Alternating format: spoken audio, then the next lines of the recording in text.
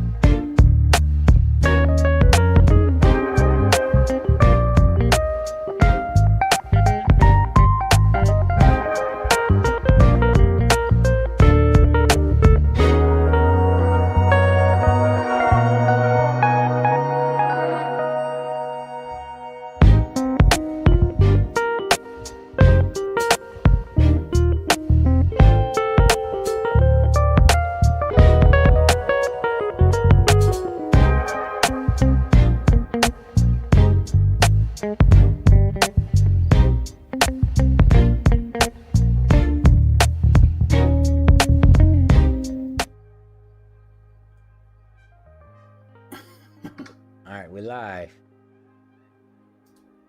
In my camera. Okay, let me get this mic out my face.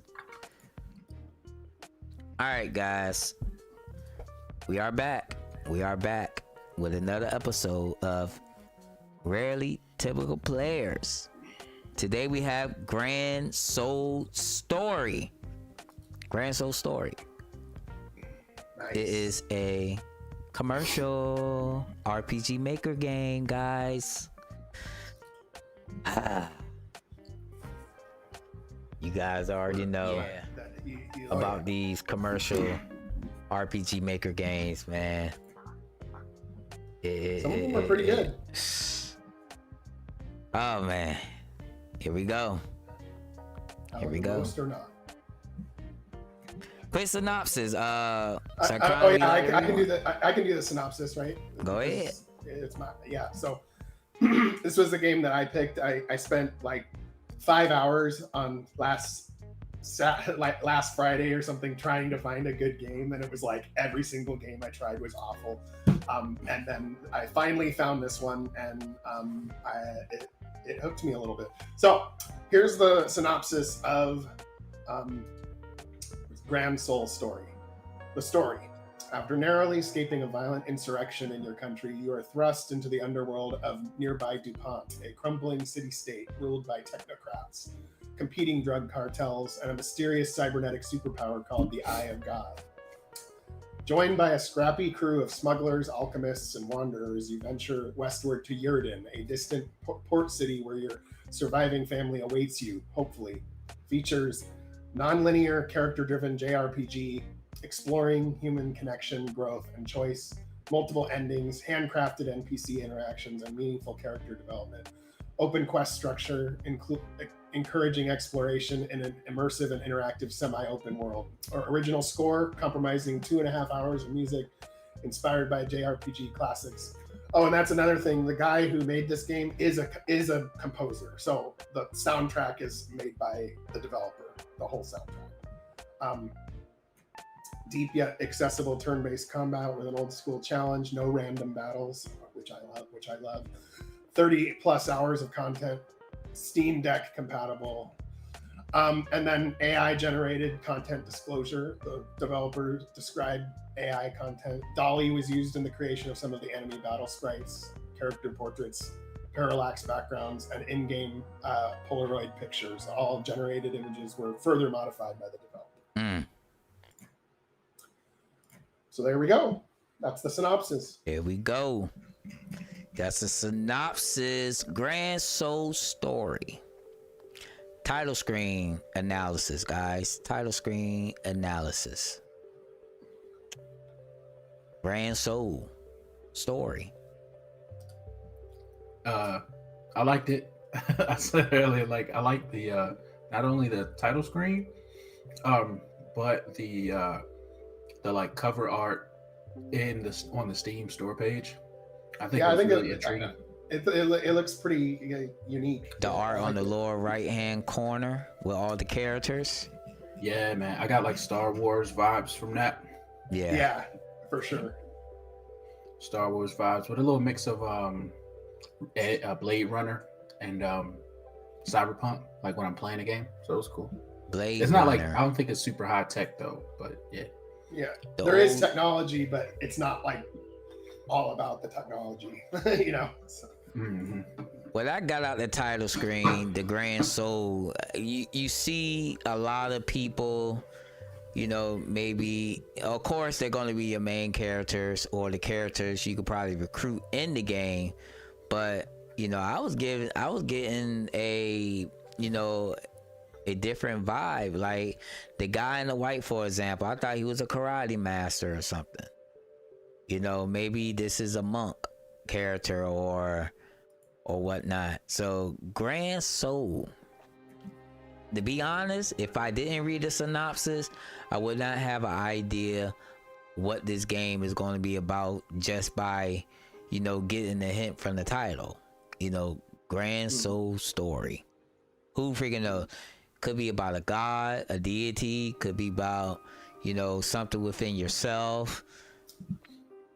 Any freaking thing. All I know is when I found it, I thought it looked interesting to me, Uh-huh. and then that's what made me pick it up. Just this looks interesting, and I have no idea what it is. So you feel like the cover art and the synopsis play an important role in you getting this game? No, what I did was I just thought it looked interesting, and then I instantly went to the reviews to see what other people said about it. And Okay. then most of the reviews were positive, so that's good. And then some of the gripes that people mention are probably some of the gripes we have. But from what people were talking about it, it made it more interesting to me. And then I was like, fine, I'll take a risk and pick this up. Take a risk. So you're taking the risk based off reviews from other people. See, this is why I don't look at games and testers for games that I want to play in the future. I know reviews are powerful because those who have a business, you know, some of your business depends on reviews, word of mouth. So reviews are helpful, but me personally, when it comes to choosing a game for me to play, you know, I kind of stay away from the reviews and try the game out for myself. You know, when it comes out. I mean, I do that anyway, but I it's not even so much, oh, did enough people like it? It must be good. Yeah. It's more like okay, what do people have to say about this game as far as like their thoughts on it? And then if it's interesting enough, I'll pick the game up. Even if the game has mixed reviews, or even sometimes if it's negative, it's fun. It's funny to see it. Still, it's not like the reviews are the only factor. I just thought the game looked interesting, and that's why I picked it up. So, and the reviews are one slice of that out of multiple slices of pizza. Booyah! All right, Cychronic, since this was your baby and your gold pride of joy, take it away. Okay, so we're Grand Soul Story. So the game we're starting with like kind of like the story, right? Like yeah. So I felt like the point of the story is very simple. You kind of but the way you get there is very complicated, which is fine. I like that. But the way it kind of starts off is you're like this royal guard, low-ranking royal guard. There's no context when you first start the game. It's just wake up, and then you're on the run. We have to get out of here. And it turns out that there's like a coup d'etat going on, and like people are getting killed in the castle and stuff, or wherever. I don't know if it was a castle, but I think it was like a royal palace or something. And then you escape with your cousin through the sewers to get out of there. And then what happens is your cousin says, "Hey, we have family waiting for you that have survived. We're meeting up in the port town of Yerdan, but we have to split up now because of what just happened. And we'll take care of you. Blah blah blah." And and then what happens is, as the character, you end up in this other city that's across the border, another country basically, and the city is called DuPont. And when you end up in this city, the only way you're going to get out of the city is if you bribe a guard to let you out the gate, out the west gate. And then you have to bribe another guard to get further out. And this is just what's stated in the beginning, right? It's actually like right when you start the game, that's kind of what ends up happening. And so what I mean by the story is simple in its objective, is you're trying to get to your family where they live in a different town. And there are certain barriers in your way to getting there. Like you need a certain amount of money, you need a certain amount of resources, a certain amount of strength.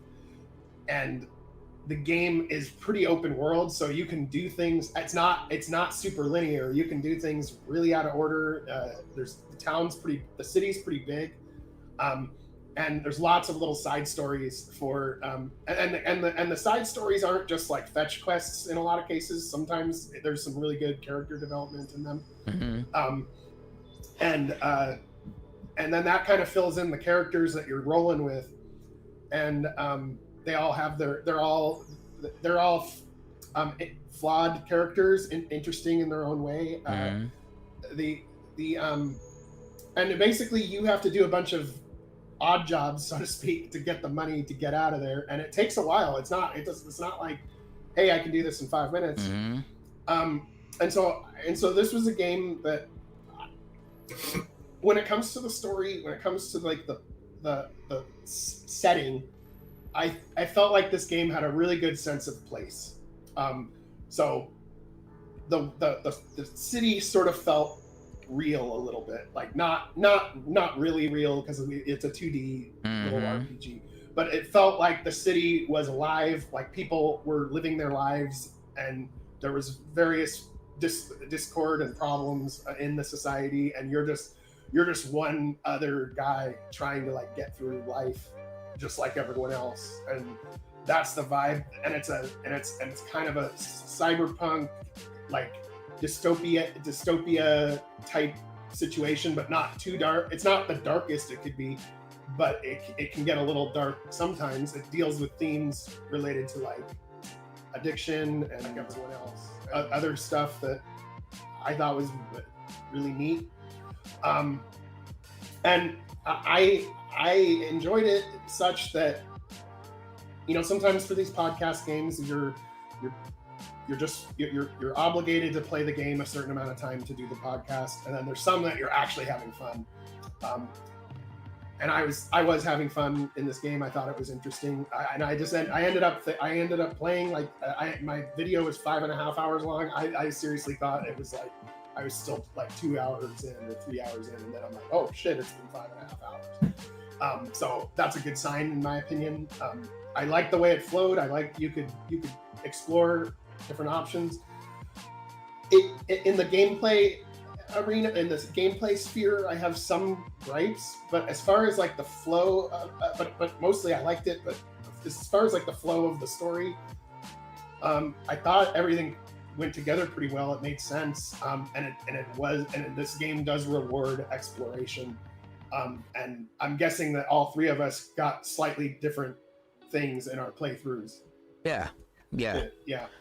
So as you already said, this game doesn't feel like it's in a fantasy setting. It actually felt real a bit. Like some of the events, you know, that's happening in the game could definitely happen in real life, right? Yeah. Interesting. Let's talk about that. Let's talk about the events versus the real world. So I would say I kind of would agree and kind of think similar to that. Kind of go off on a tangent a little bit because that's cool.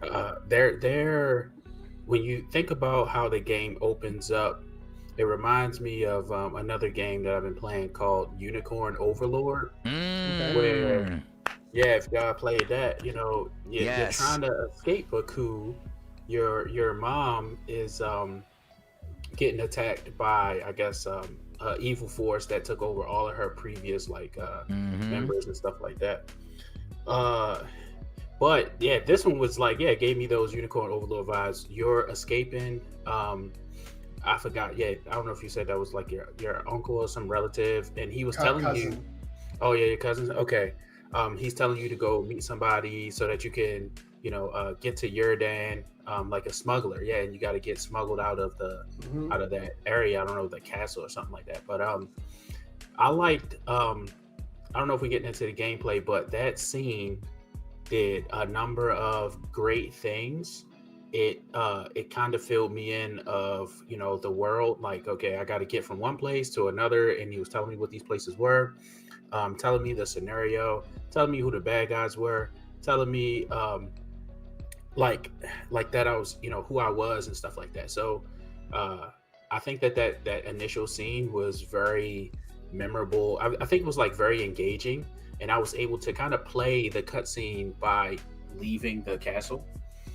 So I think that And it it was hit a lot of it was efficient too, because there wasn't a lot of dialogue either, but you figured it out really quick, and it was very efficient. And for sure. Right to the point, right to Yeah. the point. No dialogue. So this shows you guys you don't need a whole bunch of dialogue to drive it to the point, because one, boom, just by the black screen, get up, wake up, we're under attack. Yeah. We need to get out of here now. There's no time to explain. Just follow me. Already it's sending that adrenaline rush to the player. Like, what the heck is going on? And then like the soldiers running down the hallways, like offing people, and it's like, oh no, run this way. And shit. Yeah, you like see they dead did that bodies really good. and stuff. Yeah, it's there's an attack going on. You could visually see there's an attack, without having to read the black screen. Right. You know what I'm saying? Most developers put the black screen, say da da da. It was a war 50 years ago. It was under attack. It was very bad. Da da da. You reading the black screen. You reading the black screen, but now you could visually see what's going on. Yeah, That's and what then, go ahead. Go ahead. So I guess just to elaborate on the story, you start helping. I think you gotta.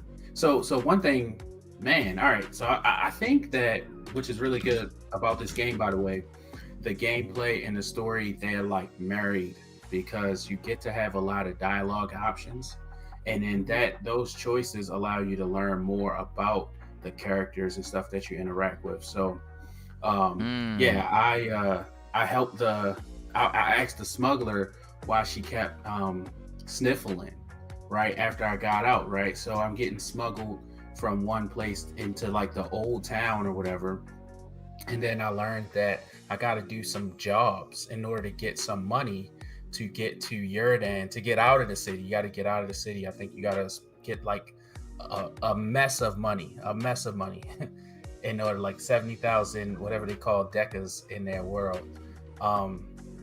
Yeah, they do a lot of world building during this part, explaining the map of the overall world, and then the map of like the city area that you're in. I just have a bad time remembering names and stuff like that, but I do remember Yerdan because he knows that's like his objective. He's got to get to Yerdan. So, and then I think his I don't know if it was his uncle or something like that he's got to do jobs for. It was a friend of the family. Santos. Yeah. Santos. Okay, Santos. Yeah, so I think that's that arc that I am currently in right now. I don't know if you guys got past that. And then we met friends along the way. Well, one friend automatically, but then the game opens up, allows you to get other allies. So as far as that, I think the story encompasses each ally as well, right? Like they have a little bit of like culture and stuff with them. They have their own little stories too. Each of the side characters, yeah. Which is really deep, because it enhances a relationship that the player will have with the sub characters. Even though we're playing as the main character, because you have the job to do, eventually these sub characters will have importance as well, with their backstory, because it's really powerful. Without going too much in details, you got some of your characters, not all your characters are perfect. You know what I mean? They're actually going through real life experiences that some of us are actually going through in real life. They're actually all pretty flawed characters, like as in like how each person has their own flaws. Yeah. And I really like that. Yeah. It's really powerful. It's really powerful. This game had voice acting, to drive it home. you could feel the emotion just by reading some of the text. You know, the emotion is really deep, especially with the one character that sniffles a lot. You know, and Elsie, yeah, and there's things in the game where it takes real life scenarios and incorporate it into the game, where if a person has some sort of addiction, they need to get some help, right? They need to get some help. There's denial in that, you know, and that game drives that home. The game drives that home, like the different emotions these characters are going through. You know, what happens in the game can happen, you know, with any one of us. You know, so that's some real stuff. You know, these things you just don't think of. You just don't think them up. You either got to experience them or know someone that's actually going through it, that's close to you, to write characters like this. You know, so if you're sensitive in some areas, this game may trigger you in some ways. It may trigger you. That's how powerful, you know, if you look at it, that's how powerful some of the characters are actually written, you know. So got a little synchronic technical difficulties going on. My stupid email was popping up while I was doing the footage, and I was like, God damn it. But it doesn't happen again after that one. It's fine. It's fine. It is what it is. So and then also too, there is like drug use in the game too. So like there's like these what is it?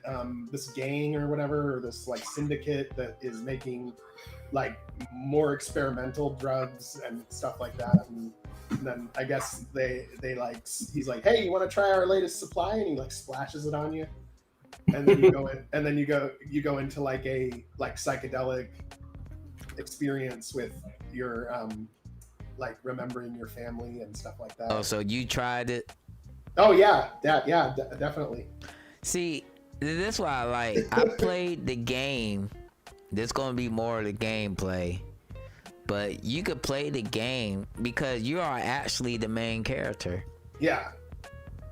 So you can make different decisions, like do different things with that character. And I was playing the game based on how I would act in real life. I don't do drugs, never did, never will. So I put myself as the main character, and I made decisions based on how I would make them in real life. Yeah, so you know so what like, I mean?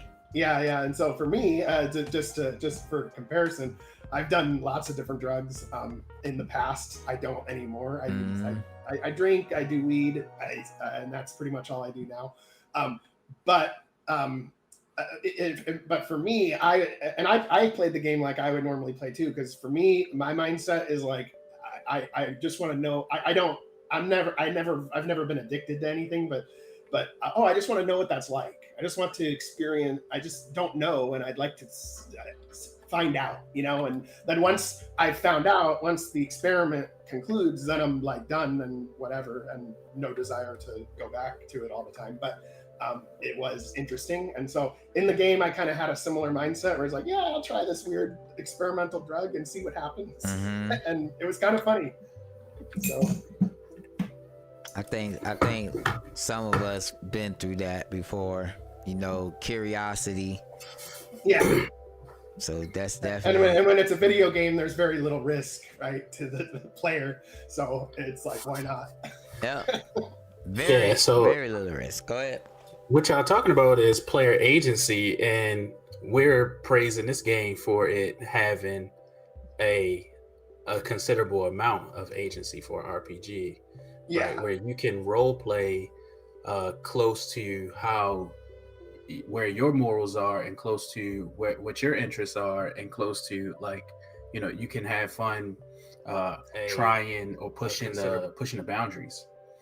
I noticed that there's a lot of dialogue options in the game where you're having a conversation and you get to remark based on what they said to you or the situation that's right in front of you, right? Mm-hmm.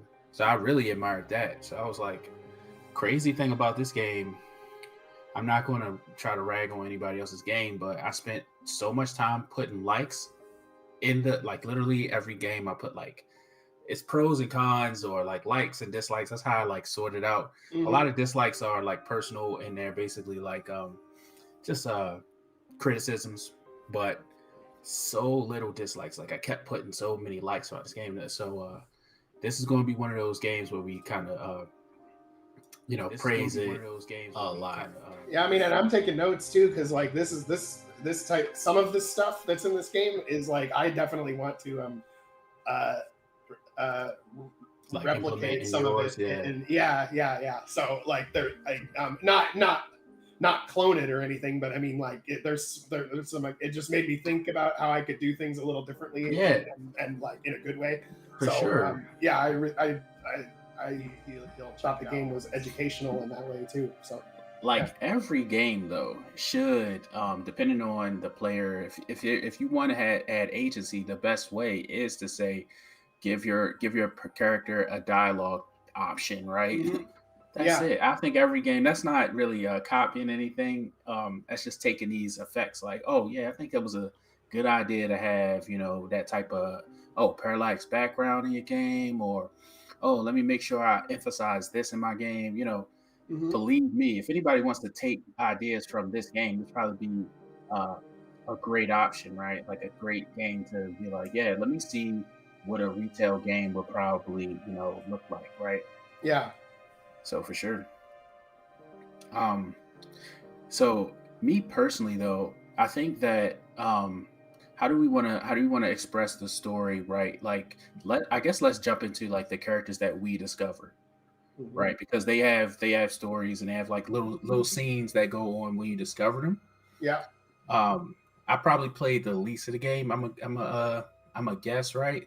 Because I got 3 new characters along with Elsie, which is she's like I think she's she does jobs with Santos and she's also addicted to the ink. Your character, which is whatever name you want to be, kind of like Cloud from Final Fantasy VII, which was cool. Yeah. You are some sort of noble and you're trying to escape because they're planning a coup.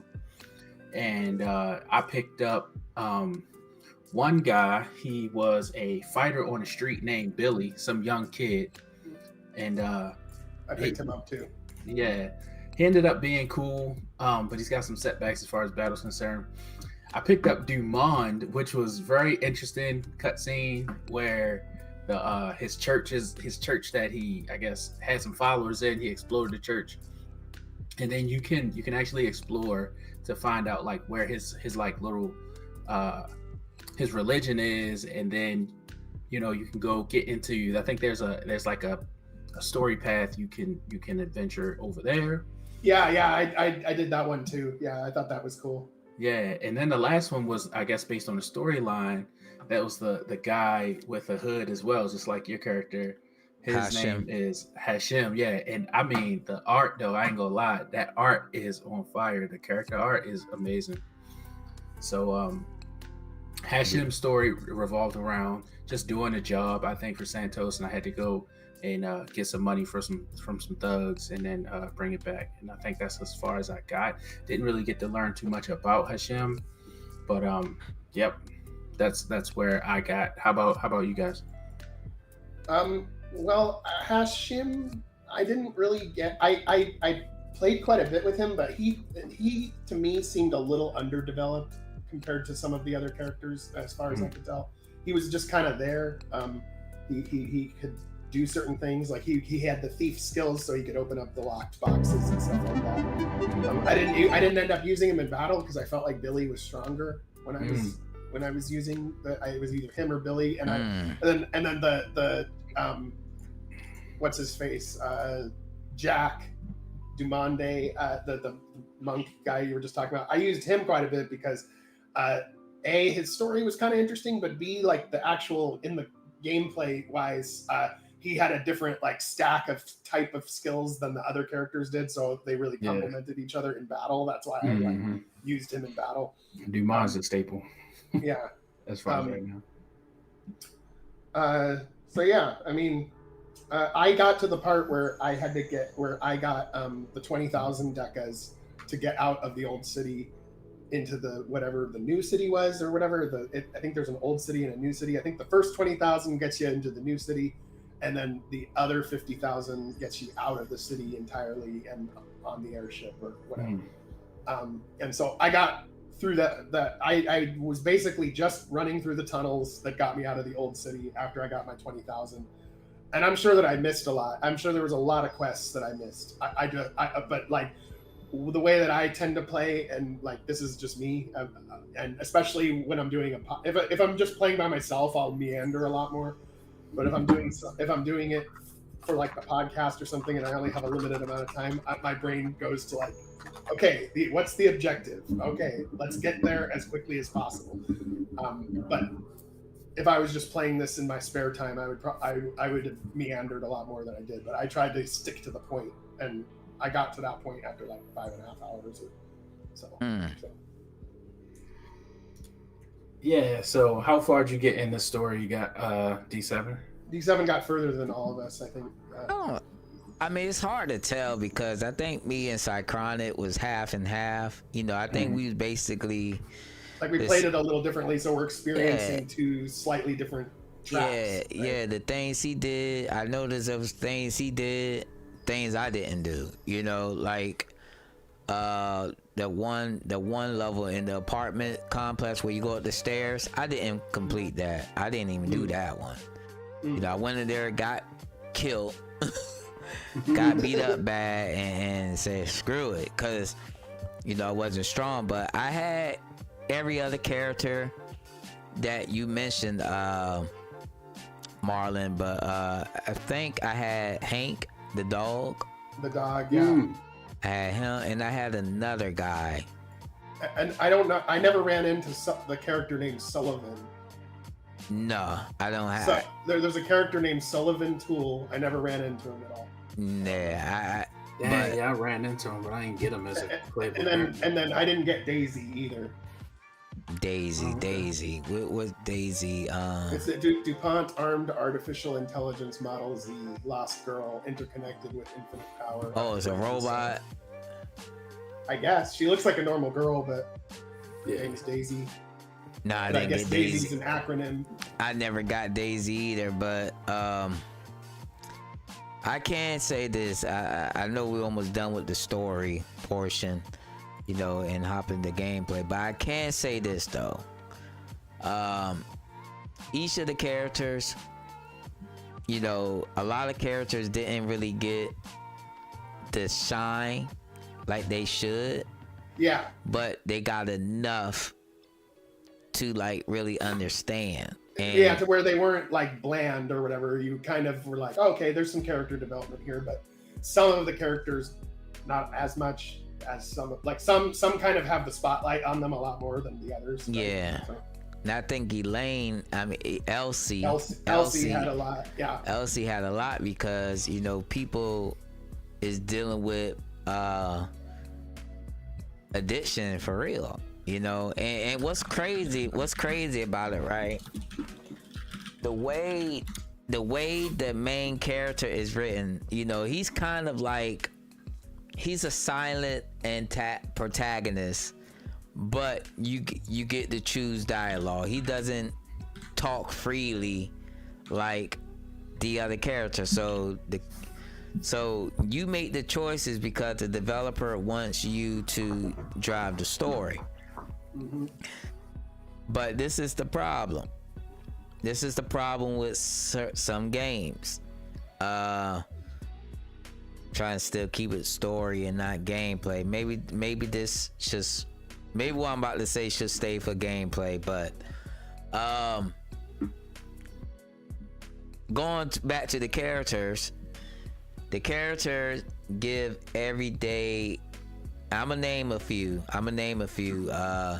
We know Elsie dealing with drugs, right? Dumont, is that his name? Dumont. Yeah. Dumont is dealing with you know, his religious beliefs.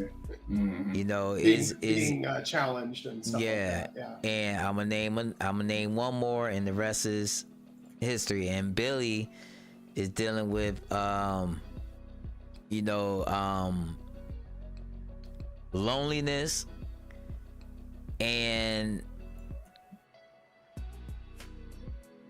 he likes another character. You know, he likes another character that's in your party. So you know that's crazy. Yeah, you must didn't do that scene. I did. Yeah, I saw that scene. He actually tried to make a pass on one of the characters in your game and got rejected. I think it was Hashem that he tried to make the pass on. Yeah. Yeah. Oh, so, well, I just got Hashem, so yeah. That's so the game is dealing with a lot of mature themes. Not just mature themes, but let me just say this. If you play a lot of RPGs like me, and I played a lot of them, and when I mean RPGs, I mean an RPG maker. You know, where you are freely able to create literally anything that you want without the censorship, right? So not just only in the games, but if you look at other communities as well, you know, like in certain discords, I'm not going to name the discords or whatnot, but there's people basing games on their life. You feel what I'm saying? They're basing things on what they're actually going through in real life. I'm not saying this developer is, but the way that it's written, it definitely comes from experience. And I played a couple games where I actually asked the developer, is this game based on your life? And they responded, yes, it is. Wow. Yes, it is. And you know, one game, you know, was about a person, you know, like the same gender. You know, I could already tell by playing the game what the game was about. And I asked the developer privately, you know, and the developer was like, yes, this is a game that I use to help me come out of the closet, to explain to other people, especially their parents. So people use these games to tell a deeper side of a story in their everyday, you know, life or what they're going through. It's kind of like a therapeutic type thing. You know what I mean? That makes sense.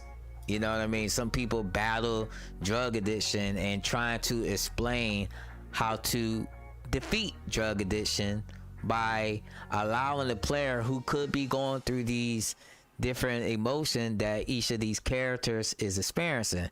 So it kind of drives home. It kind of hits hard here and there. Not saying that this is true from the developer, but you know, you could just tell and feel how powerful the story is, because when the player can relate to a character, you already won. You won already. You know, you captivate that person to keep playing because they want to know what happened. And I really think the developer did excellent with the story. It's not the best, but is one that makes a lot of sense when it comes to, you know, everyday struggles. Yeah, I thought it was well executed. Yeah, of course I've seen better, but I've seen most of the time I've seen much worse. So yeah, I agree with both of what y'all said, but I think just to give some sort of devil's advocate towards the story or a way that it could improve. I think that you need to I found myself going into the journal to figure out where to go next a couple of times. That's not a bad thing. However, I think if the story drove me in a certain direction a little bit more, like a little bit harder, I would remember it more. I kind of felt like throughout my playthrough, I was pushing the story along, but I had to kind of stumble upon where I needed to be next. So that's my only criticism. I think like, and I kind of agree with that too. And also I was doing a lot of like backtracking, like maybe I need to go here again, maybe I need to go back again, and I could see how you could just kind of get lost if you weren't careful. Yeah. Also, like last thing, I guess, like knowing if something was a side story or main story was a little bit confusing. Well, that's what I mean though when I was talking about how like the story is very simple in its objective, like get to Yerdan, where your family is. However, you have the way you get there is extremely complicated, and it worked mostly, but I'm just saying that that main objective driving the story was a little bit absent in my opinion, even though it's simple to know what to do. The way you get there is very convoluted, so to speak, and but I guess it's part of the game because it's open world. But and I think they could have helped that along by like, having so this is where we kind of cross into gameplay. So this journal thing, then we can rate the story right after I say this, I guess. So the journal thing, if you guys see in the gameplay, it's got it's quest entries. You can't tell which one was the main story. So just change the color of the text to make sure like, okay, that's the main story quest. I think that would let folks know like, all right, I'm following the path of the story. And then so you can do things through dialogue or certain like I think I keep thinking like Fallout. If you guys ever played like Fallout and stuff like that. Who hasn't? Yeah. Right. So if you have anything to do with like, so basically how Fallout works is similar to kind of how this game is. You got to find your son. Right. If you care enough. Right. So, but anyway, which one we talking about? Which Fallout? Oh, I'm sorry. Fallout 4. Okay. Fallout 4 specifically. The game, for lack of a better, like, I don't know, it kind of plinkos your character. You dot from here and there. You end up at the green baseball stadium, and then that's where a lot of the game kicks off. And then you learn about the main enemy, and then the main enemy starts popping up, and then like you start getting quests that are associated with that. I think pretty organically you start following the main story. And then anything that is not the main story, you kind of know because it doesn't involve like that main enemy. I'm generalizing here, but I think that, okay, that's kind of how you can kind of isolate the main story and let folks know that like this is the story. And because you could walk around, pick up DuPont, go over there to where he's practicing the guys that are doing that religion, I forgot what it is, and then get stuck doing his thing, right? Kind of thinking that that's your storyline and stuff like that, where that's just a side quest. Not bad, but I think like for folks that want to continue the story, or you need to start letting your player know, in my opinion, that they should be at a certain progression point. I would say progression as far as like the characters should have a certain level, or you got a couple of people or whatever by the time you do this like activity. So I don't know, like that's my only criticism. It is a little open-ended, where I think that has its cons. That's all I'm saying, right? Yeah. Oh yeah. Like it's a balance, right? Because you could go. Some games are full linear. There's only one track, and that's the one thing you do through the entire game. And then there's games that are like you can do anything you want, and then there's a lack of focus. And so there's but if you can somehow fuse them in just the right ratio, it makes the game really fun if you're able to do it. It's hard to pull off though. It's hard to pull off correctly. Yeah, one thing I'm going back to like Skyrim now, right? Because I'm thinking about how Skyrim did the quest. You kind of was like aware that you had to go do this thing. That was the main quest. But in order to prepare for it, you went out and did all these other crazy things. Yeah. So I would say if the developer would lean a little more towards that, that would let them know like, hey, at least now I've got a chance to prepare. I'll go out and do some random stuff, and I know that I'm not going to push the story ahead, and I'm going to go explicitly push the story ahead. Having that agency, because I ran into some challenges, and we can talk about that when we get to the gameplay. But overall, yeah, I think it was a great story, and I'm intrigued to know more. However, I mean, you guys met like the oppressive force that's taken over the city. I would say that it is a little bit, I guess, harder for my like ADHD brain to kind of grasp who the enemy is and who. Yeah, they're technocrats, but you don't see them, right? They're not even. They're like so far above you that you're just like an ant to them. So like that's what it looks like to me. This is like a system. This isn't like necessarily like where you have the mustache twirling villain or whatever. Yeah, so they got the so far as far as I can tell. I need to play it more because I know that there's some weird stuff with this cybernetic eye thing, which I have not encountered anything about it at all yet, and I'm interested in what that is. So I mean, I'm gonna finish the game. I really want to play it and finish it. I see where Marlon's coming from, because the main character looked like somebody from Assassin's Creed, to be honest. You know, with the hood, and especially in the beginning, the white one, and now you're in the slums. You know, you look like an assassin. You're in the whole slums. People's on drugs. You know, you kind of get sidetracked in a way. You know, like what's the main objective? Because you're doing this, you're doing that, you're doing this. You read the journal. All we know is we need to get money so we can get out the city. That's all the player knows in the beginning. Everything else is kind of you know, is there in the wind. You know, there's a stronger organization, but like I said, you know, this could be leaning towards more on gameplay, where, you know, the enemies you are fighting, you know, seems to be a little bit above you, but they're not too much above you. You know, it's like there's a powerful organization, and we're just that we need to stop, and we're just now at the bottom, climbing the way up the ladder.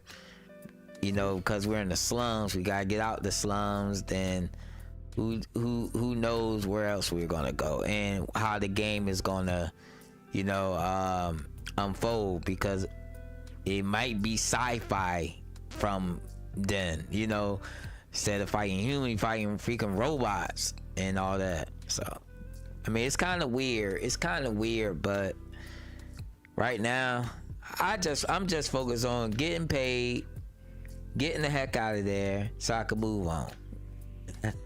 That's all been on my mind. Well, are we ready to start going into the other stuff, like the gameplay and you want to rate? You want to rate the story? Let's rate the story. All right. Who wants to go first? I'll go. Because of I'm guessing I'm probably at I just got Hashem, and I'll use that as gauging my playtime. However, I probably died a lot more than y'all, so who knows? I think that the story delivery was top tier for RPG Maker game, and also very high for a game in general. Right? He used like what he had available to him in the technology to deliver the story. the use of the lighting, the situations, like the setting and stuff like that, the scenery, even the mapping helped to tell the story. Um, Character variety, I think he took a great crack at that, right? But like you said, D7, you thought the guy that's wearing the monk cloak was like a karate man or something like that.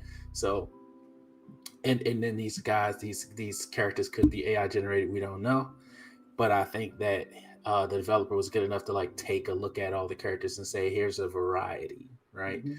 And I think that adds relatability for the player because they can attach themselves to a specific character. I think the plot is probably where it needs the most work. However, I can tell that there was a lot of significant work done to have a plot because you have to do world building in order to create a plot. The world building was very good. I think that some of the naming of the places and the factions could probably use some passes.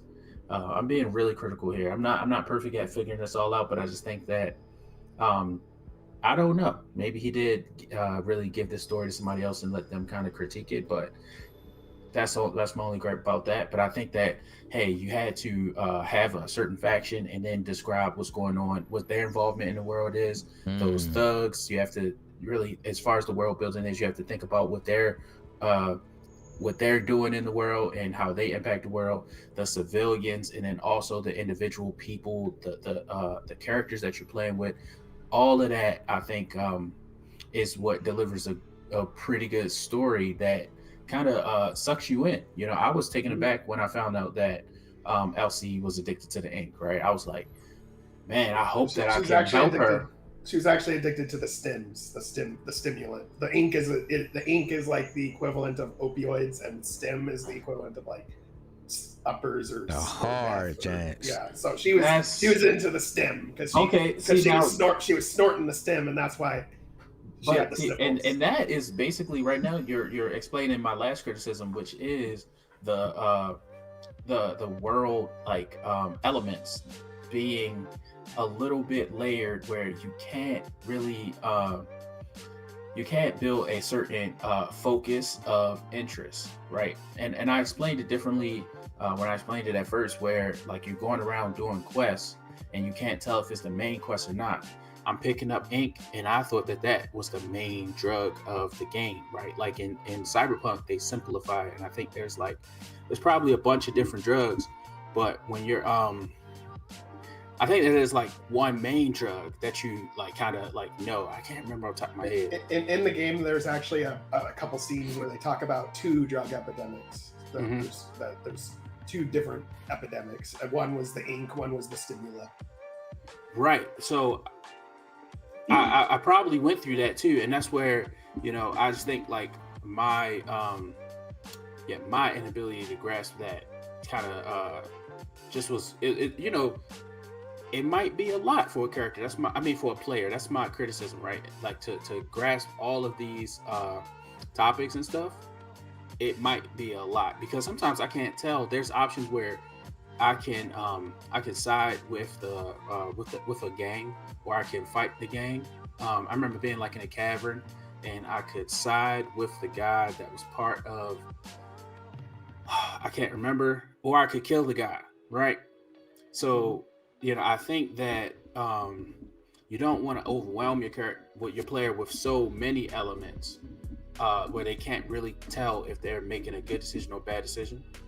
And that just might be that's just me. So some people I feel like might have the capacity. I would say people who play like maybe Train Sims or Civilization or something like that. They can have a whole bunch going on in their mind. But I would just say consider that when you're telling your story, because I'm picking up all this ink. I'm like, oh, I'm a drug dealer because I'm gonna sell this ink.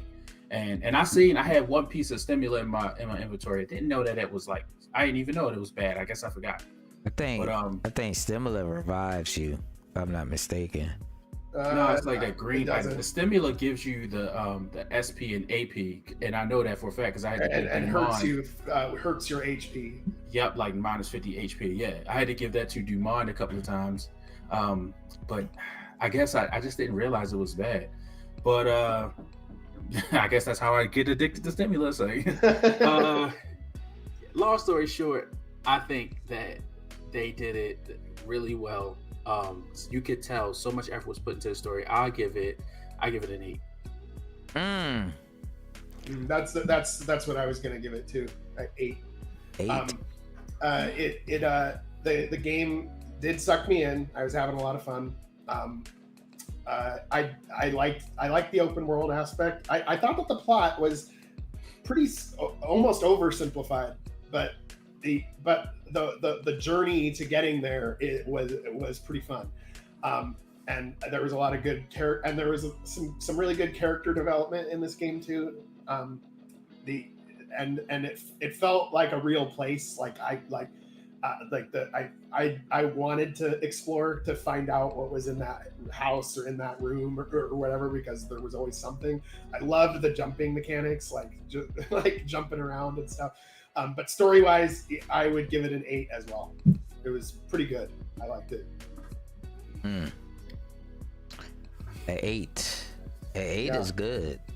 Yeah, it is. Yep. It's good. It's a good story. So, yeah, I'm with you guys.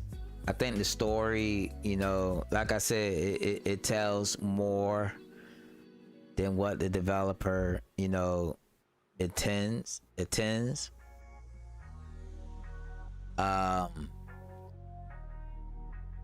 In the beginning, you are woken up. You already know something bad is going on. Everybody's under attack. Well, your faction is under attack. You're being overpowered by some government where you render, defenseless. So the only option you have to do is escape.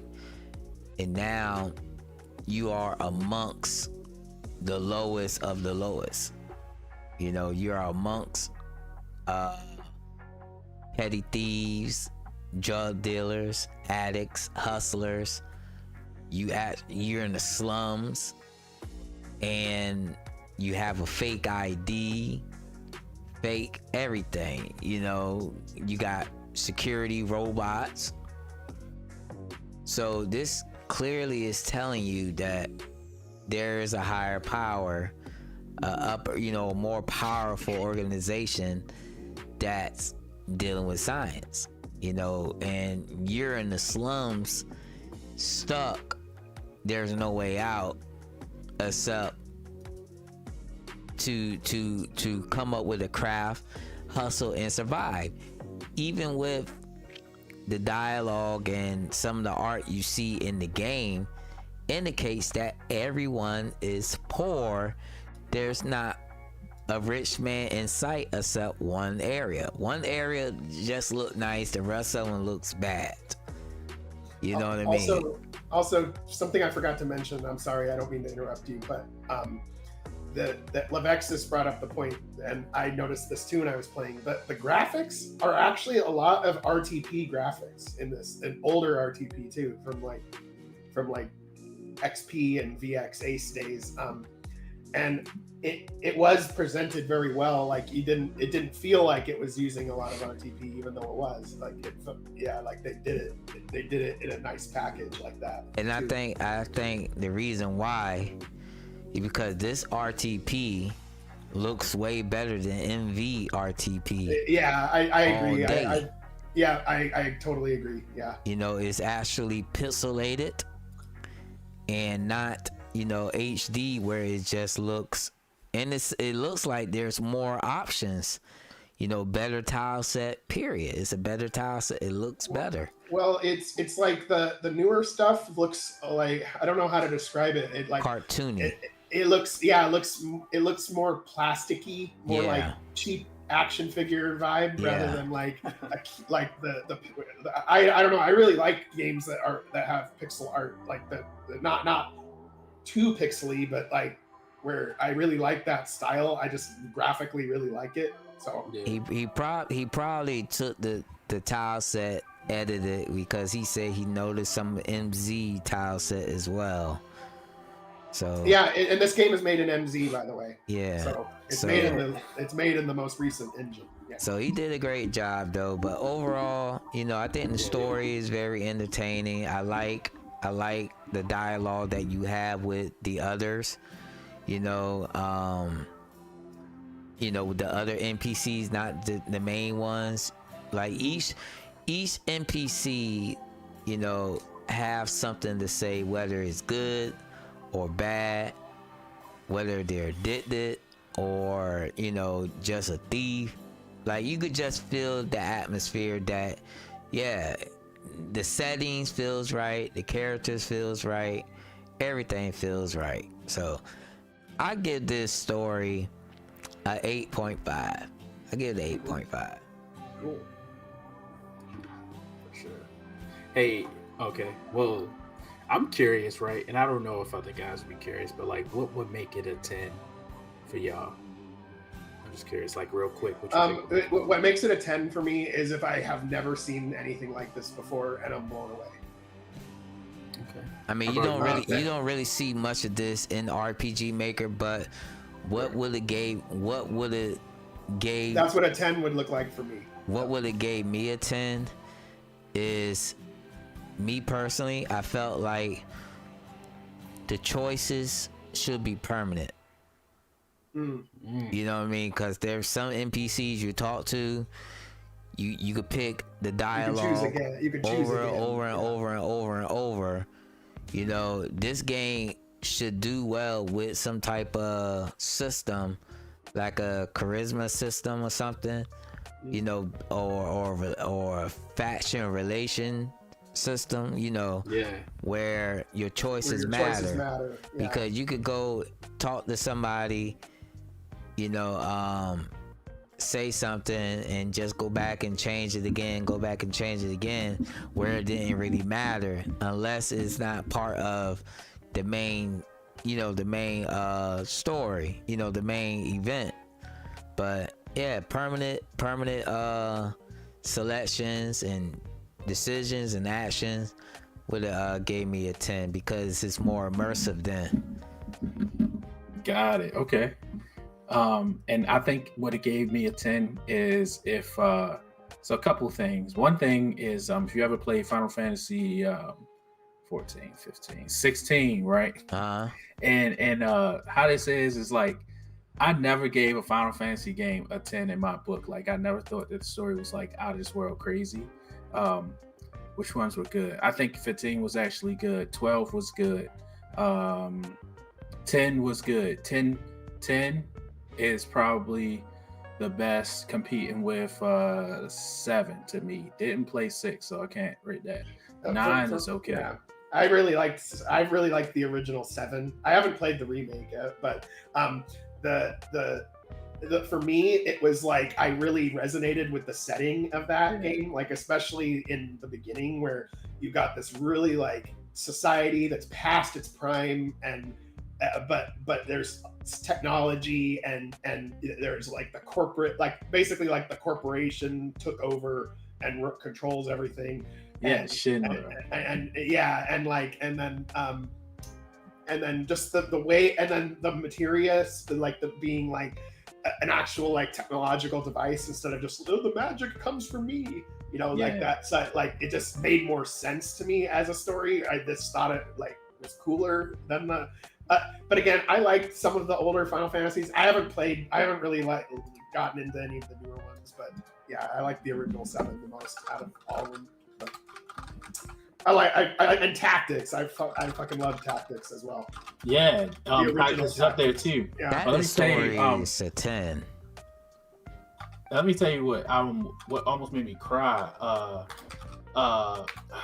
Soul games.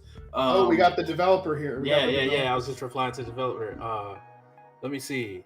It was called The Legend of Dragoon. Okay. When the guy that had the green orb died, I felt that. Lavis. But back to Dev says he's making a sequel. Awesome. Okay, I gotta get the first one. So yeah, I'm definitely gonna buy the sequel when it comes out for sure. All right, back to Final Fantasy 16 though. They for the first time Yeah. ever incorporated a menu feature where you could look at the relationship of all the characters and the relationships of the factions, and like it was a huge web, and that web helps you understand the story. Anytime you interface with a new character, it will have mad details and stuff. It was kind of like a bestiary or a glossary, but it was like crazy. It was like also you could pause the game and then you could see what, like it was almost like that overlay that Amazon has that shows like the characters and stuff like that. Like so you can pause the game and you can see like we're here in this empire and this person is this and this person is that, and they help you understand the story. Not saying that this game had to have that. However, if it had like a menu or something like a lot of games have, that can help me understand, because I would probably have went back even if it was just an event with an NPC that just tell me what something is again. I would probably go back to it. Um, and then also the what I was talking about as far as like understanding that what I'm doing is part of the main versus understanding what I'm doing is part of the side. So I think that those elements would have really pushed it up there. And then also as far as like the meat of the story, I don't remember I don't know who my dad is. I don't know who my mom is. I don't know if I have a dad or mom or siblings or none of that.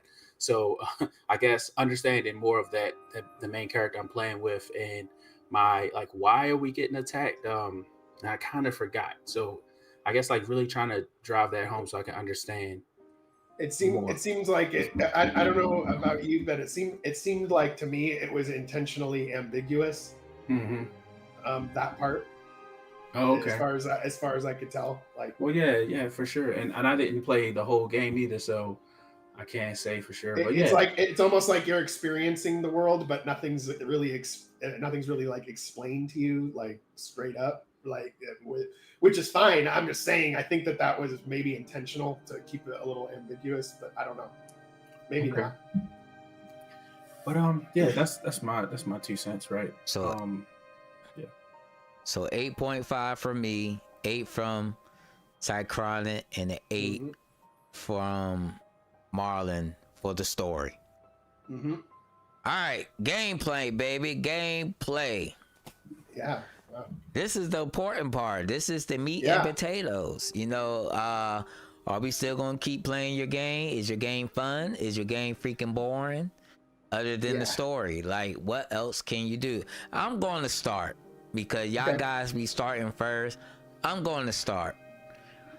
The gameplay overall for me is what I like in the RPG. I love exploring. I like going off the beaten path, exploring, finding hidden items. You know how much, and this goes to show you the immersion that the game has. You're in a drug infested area, and everything you find in the trash can, even in people cars, trucks, pickup trucks, library books, you find drugs. Yep. Yeah. I never found so much drugs in my life, man. It's freaking crazy, man. It's freaking crazy. But like, just overall, I had a blast just exploring things, running into new things where the developer don't hold your hand. They don't hold your hand, and this is the beauty of it. Which I like, yeah. This is the beauty of it. You don't go nowhere where you're not wanted, right? Yeah. So if you go off the beaten path into an area by yourself, what's gonna happen? You're gonna get mollywopped. In this game, you get mollywopped. You learn from your mistakes. You can't save any time. So basically, you gotta make sense. You gotta make it make sense to where you're gonna have to go. And Cycrona is trying to figure out this password, and I got this on the first try because that's the easiest thing. 111, of course. Hey, I didn't get it on the first try either. Yeah, but I tried 1, 2, 3. You know. yeah, when they said it was dumb, I did 111. That would have been dumb, but I did all ones. But the exploration was one of my favorite parts, man, because there's plenty of things you could find, and what the developer implemented was definitely up my alley for RPG. You don't really see a lot of RPG Maker games where it's open world-ish, where some areas were restricted. I would say about a few because it was story related. But pretty much anywhere, any city, any slum, you were able to go and basically explore. You could gamble. You could do it all. These are the things that you expect to do in the hood. Mm-hmm. I'm gonna be playing this summer. This is the thing you could expect to do in the hood. It's like playing Fallout mixed with a little bit of GTA without the stealing of the cars. You know, RPG, like RPG Maker. So yeah, I love that part of the game. Just the exploration, the freedom that you have. Yeah, I also really liked I really liked the jumping too, because like in a lot of games you can't jump, but I was hopping around, hopping up things and climbing shit and hopping down. Yes, that's the first thing I wanted to mention. Like that was I feel like let me tell you, like I was so excited about jumping. You can get a jumping extension plug-in for your game and throw it in and you can jump, right? But this felt like a jumping system. Like, yes, the mechanic is very simple, but it was thought about. It didn't feel janky. Sometimes jumping is really janky feeling, but this felt really fluid and smooth. Like it made sense to jump. Right, but from the beginning of the game, when you're in the sewers, he's training you. The developer, I'm sorry, I don't even know if it's a he or she or nothing like. But the developer, they are training you to get familiar with the system so that they can incorporate that need for jumping throughout the game. And I thought that was super cool. Just the way that first area is designed, it's like, okay, you got to jump over this one thing, but then there's like a object at one point, and you like, I guess I got to try to jump over this. You can jump over it. Then you learn you can jump over objects, right? You can jump over gaps, you can jump over objects, but then there's this one part where you have to jump a certain way to continue, right? So like, all right, you can't jump into empty spaces, like you can't jump over an object into a hole. So you learned that, right? You're like, all right, I gotta go this way, boom. But then you jump to find stuff. I just think like that was so cool, and I miss it. I played the game all the way back, RPG Maker 2000, that had a super cool sound effect when they jumped though. And this didn't have a sound effect, but the jump, it's like back when you playing games in old RPG Maker 2000, like they didn't have no jump. So for a game that had jump, it actually had the sprite shrink and then expand when he jumped too. And he could jump on crates, right? And the crates could be stacked, so he could jump up crates like they were stairs and get the stuff. So that's one of the jump mechanics. That's why I feel like, sorry, I'm like ranting about this specific mechanic. I adored it so much in its inclusion because it seemed really thought out. It didn't seem like you could just jump, like just because I wanted to add that ability. It seemed like it's part of the gameplay. So big praise. Before we go on, what did y'all play with? Like our team? No, like keyboard. Your method of I started on keyboard, then I played with the controller. I played on keyboard. Let me ask you a question. Did you have to manually program the jump button in the keyboard? I mean, the jump button on the controller. All right, so as far as that's concerned, I don't know.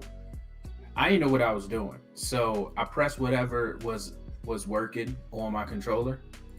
And I think that that's like a technical challenge that probably I would challenge the developer to sort out. You know, when you pull up the gamepad config, there's literally like 1, 2, 3, 4, 5, and you don't know what one is on your controller. So I would recommend if the developer just gave you like a image. Hold on, I'm gonna back them up. I'm gonna back them up on that. They actually have the option where you could change the different layouts.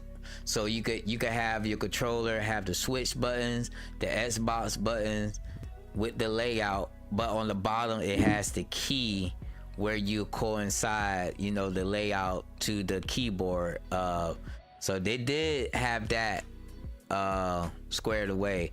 But my thing is the jump button wasn't programmed. I had to go and manually program the jump button. Yeah, see, it was on mine. That's really interesting because I didn't. Oh, I say change button notation. Oh, different things happen with different controllers. I see it now. Yeah, so it goes from the 1, 2, 3, then it goes to the Xbox, like the X, B, Y, A.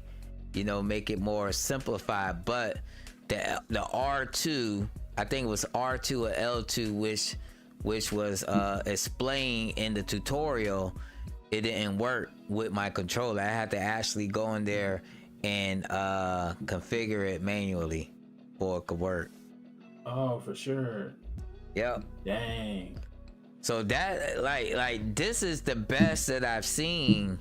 Whatever plugin they use, that's the best one I've seen, because I know what you're talking about. You know, you have no idea what 1, 2, 3, 4, 5, 6, 7, 8, 9 is. It's impossible. You know, but yeah, that's one thing. I think they should just use the Xbox One default, because you're actually playing on the PC. This isn't console, but you can play with any controller you want on console.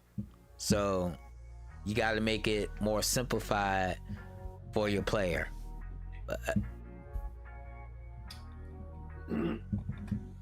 Yeah, I don't know if it was my computer or what, but you know, mine's act like the mouse. My PlayStation controller act like it had the touchpad as a mouse and all this stupid stuff. Yeah. So I was just going along with it, but yeah, I really wouldn't even criticize that section. I just think like it's a really sensitive area for any developer to get the gamepad stuff working.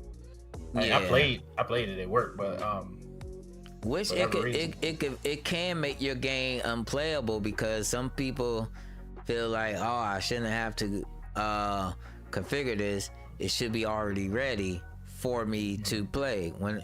If I'm playing with a controller.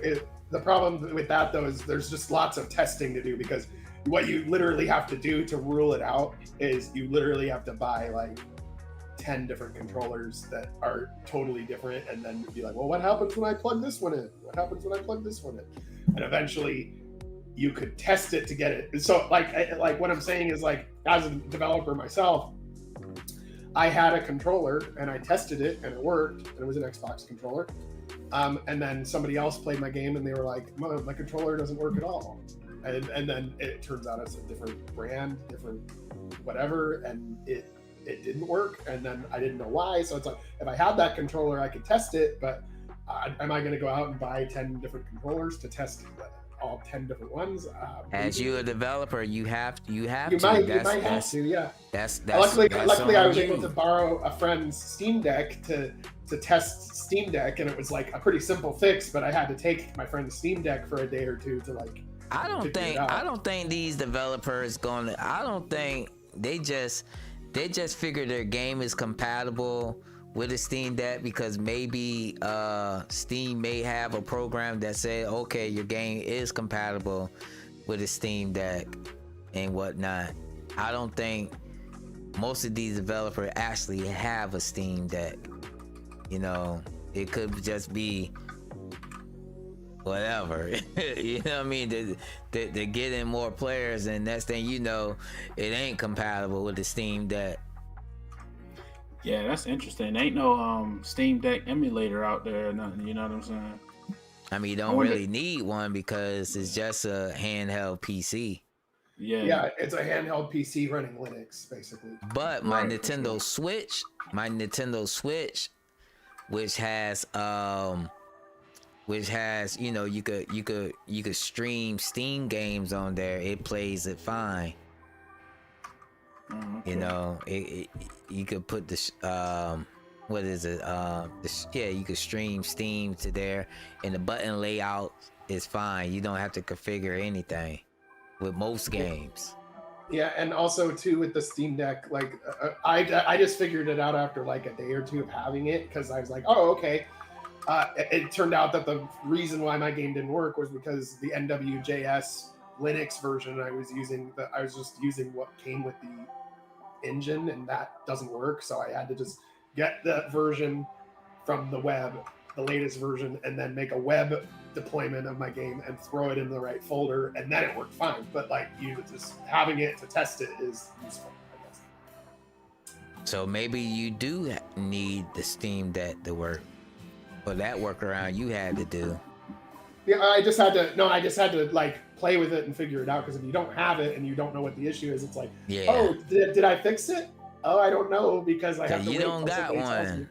Yeah. You actually bought a Steam Deck, or you got it from your friend? No, I asked my friend if I could borrow his Steam Deck for a day, and then he said, yeah, no problem, and that's how I did it. I need more than a day, my guy. I only needed a day. I'm like, man, you want it back or whatnot? He like, man, get it. Gee. Yeah, so gameplay, guys. Look, I think that. All right, so I don't know if we're. I'm meshing gameplay, and I don't know what's the next. Well, we can go into the battles too. We can go into the battles. So we doing the battles and gameplay all in one? I think so. Battles are part of the gameplay. All right, let's talk about the battles then. Let's talk about the battles. Okay. Hold on. I still want to make a point about. Okay. Like, so exploration was great, and however, the game leaned on it pretty heavily in order to like I guess have any sort of semblance of succeeding in the battles. I think. And like, I don't know if this is a negative or a positive. It's just that I think that it had me playing, which is a good thing. It had me going around talking to every NPC, trying to figure out everything that I could do in order to get enough money so I could buy a piece of armor so my guys won't die. So I don't really know exactly like how best to address that. Sorry, I was gonna say that you just reminded me of something. So I felt like the difficulty curve was interesting. The game, it felt balanced and like tough but fair when you had your full team. It felt a little brutal in the beginning when it was just one team member or just two. Once I had my full team, it felt like it was totally balanced and fine, in my opinion. But in the beginning, I had to be careful when I was getting my first few characters to not die. Like, I died quite a bit, like before I got my characters. And then once I had at least a full team, then it felt like I could make it work. So the difficulty curve to me was kind of like, you had to get your full team for it to feel balanced. It was a little brutal until that happened. So I don't know if that's a negative or a positive. It's just something I noticed when I was playing. All right, cool. Another gameplay thing I noticed was like the items in the shops. There were so many shops, but I had so little money, right? So every time I would go up to a shop, I'd be like, yeah, let me see what you got. And then I would close the menu because I don't have any money. I can't buy it, right? And I also didn't want to waste any money too, because I'm like, well, Elsie needs some armor because she keep getting scratched. You know, she keep dying. Man, that's good art. I don't know if that's man, that's we should probably talk about that. The little photos, photographs, those are AI, but they are modified by the developer after the fact as well. So it looks good.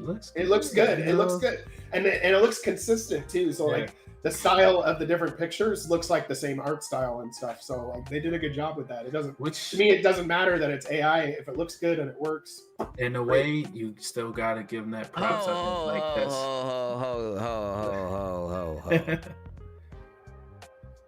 AI Yeah, it's a tool that's out there. People are using it. A lot of people are using it. A lot of people. Oh yeah, for sure. In their commercial games. Yeah, and in work, like writing up menial office documents and lots of different stuff. Nah, we ain't talking about office document. We talking about actual characters and busts and stuff. It can be done. It can be done. The only barrier is people's attitudes around it being like not okay or whatever. But if you set that aside for a moment, as long as it looks good, I would say on both ends, okay, because you got people's attitudes about it, right? Their reserves about the art and originality, but then you got the developer where I'm not this particular developer, any developer, whoever's consuming this AI, whoever's like developing the AI art, having a sense of like having a particular standard, and I question that standard when you choose the AI. Right. So I feel like you produce something with AI and you go, well, shoot, look pretty good. Guess I'm going to use it. Right. And you don't think, well, does this person have the correct expression when I'm telling a story, or do they have the right clothes, attitude, look? Oh, for sure. That is definitely a factor. However, I think that it is a factor that gets less of a problem over time because the tools are going to get better at being really specific of, oh yes, I will make the same character with 8 different facial expressions without it looking like a different character and stuff like that. And then like the theme, it's not there yet, but it's close. It's getting there. The theme of the story you're trying to tell, let me say this last thing, the theme of the story you're trying to tell gets skewed when you bring in something that was created by the computer, because then you got to kind of match that. Or rather, it can get skewed. It's a factor. It's not like you'll always get skewed, but it felt like it fit in this game. Like the way that little photograph system thing, I thought they looked good. That was good. That was good. Yeah. So. And these sprites too. There's sprites in the battles that are AI too. So some of the battle sprites. Ho. So you saying, hold up, what you mean the sprites and like the enemies, right? Not the main characters, but the enemies. Yeah. I think some of the enemies. In a way, because the dog paws doesn't look like paws at all. The dog hands. Yeah, the dog hand. So let me ask this, and I'm gonna leave AI alone. I'm gonna leave it alone. So the title screen, the Grand Soul Story, that's AI generated. I don't know about that title screen because it kind of looked like the characters in the game. I don't know if it's custom art, like with the title, the Grand Soul Story, where everybody's sitting there. Yeah, that's AI art. I don't know. I don't know, because it, like I said, it looks good. It looks presentable. It looks like my sprites. So it looks relatively consistent too. Yeah, like they don't look like clashing art styles. Yeah, like I mean, me personally, I think AI is it's an easy way out. It saves you money. So is this developer charging for AI art? No, not that I can. Or are they just charging for the finished product? They're just charging for the game, the main. But you game. get what I'm saying, though, right? Yeah. You get what I'm saying. Like if I have a car and I put $3,000 worth of rims up there, and Marlon say, "Hey, D7 want to buy your car." You know what I'm saying? I'm like, okay, I just put $3,000 worth of rims up there. I'm gonna add $3,000 to the price of the car. Right. Marlon be like, no, I'm not buying a car for no $3,000 rim.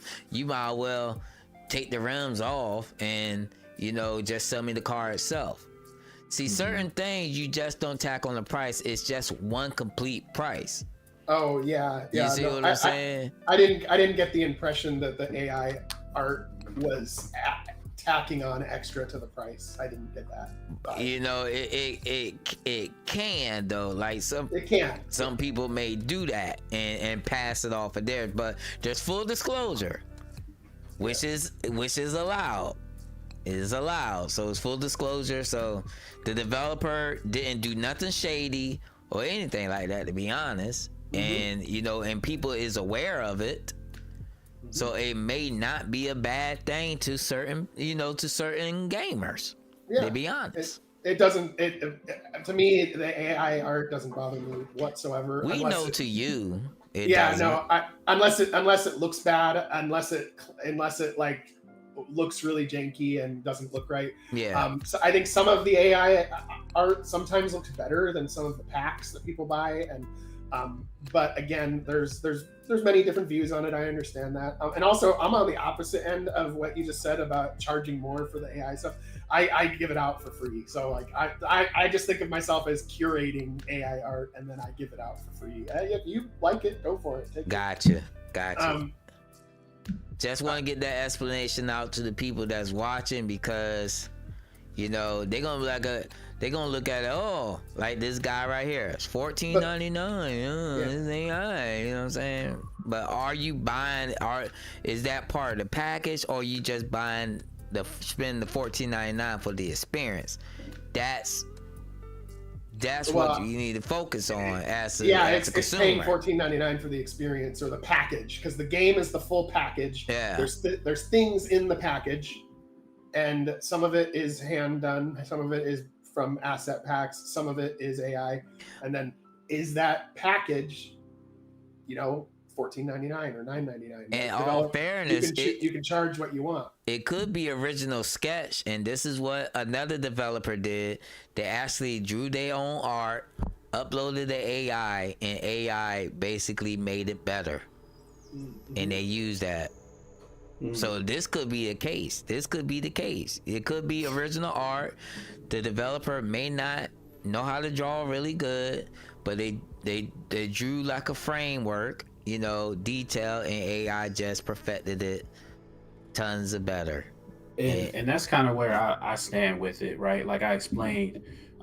So as far as the one end, you got to deal with the criticism of originality, people learning, especially if you leave a generated image from AI, a product from AI in your work, not and you yourself didn't curate it. Like, all right, this guy got 6 fingers and his sword is curved like a whip, but I'm gonna just leave it, because it looks cool. On the player end, they're going to highly criticize that, right? And they're not going to like that, right? So that's one thing you got to deal with. But then on the other end, you are manipulating the AI to generate some stuff to go with your game, as long as you are making sure it's along with the theme. You're giving it a curated eye so that you can make sure it's not flawed, right? And then you're getting robust with the generation and knowing how to properly generate something. I think like that is still commendable, which will allow me to rate this game like based on that alone, right? Like I'm not going to criticize the fact that you didn't draw it, anything like that, or it's not completely original, AI generated. I'm not going to criticize that. I'm going to criticize the art that you chose to use for this game. Does it match the theme? Does it look retarded? Does it work with the game, in itself? So. And I think in this case it does. And for me, like where I found it really fun and interesting to use is like, because in my game, right? What's up? Oh.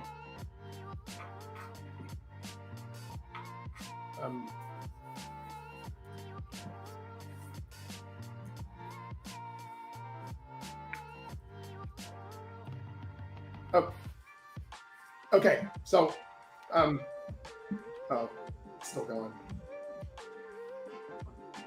Y'all can hear me? Yeah. yeah, they go to target. So as far as we know, they go to target. Lord. No, they can't hear me because I muted my mic, but y'all could hear me. Oh Lord, my bad. At least they ain't going to Walmart. They go to Target. So. But anyway, what I was gonna say was like, where I found it really useful is like, because in my game, it's a space game with lots of different aliens and stuff like that. So being able to generate these alien faces, like that where I had no, because I would literally have to tell a different story that was more human centric in the past because how are you going to make all these aliens?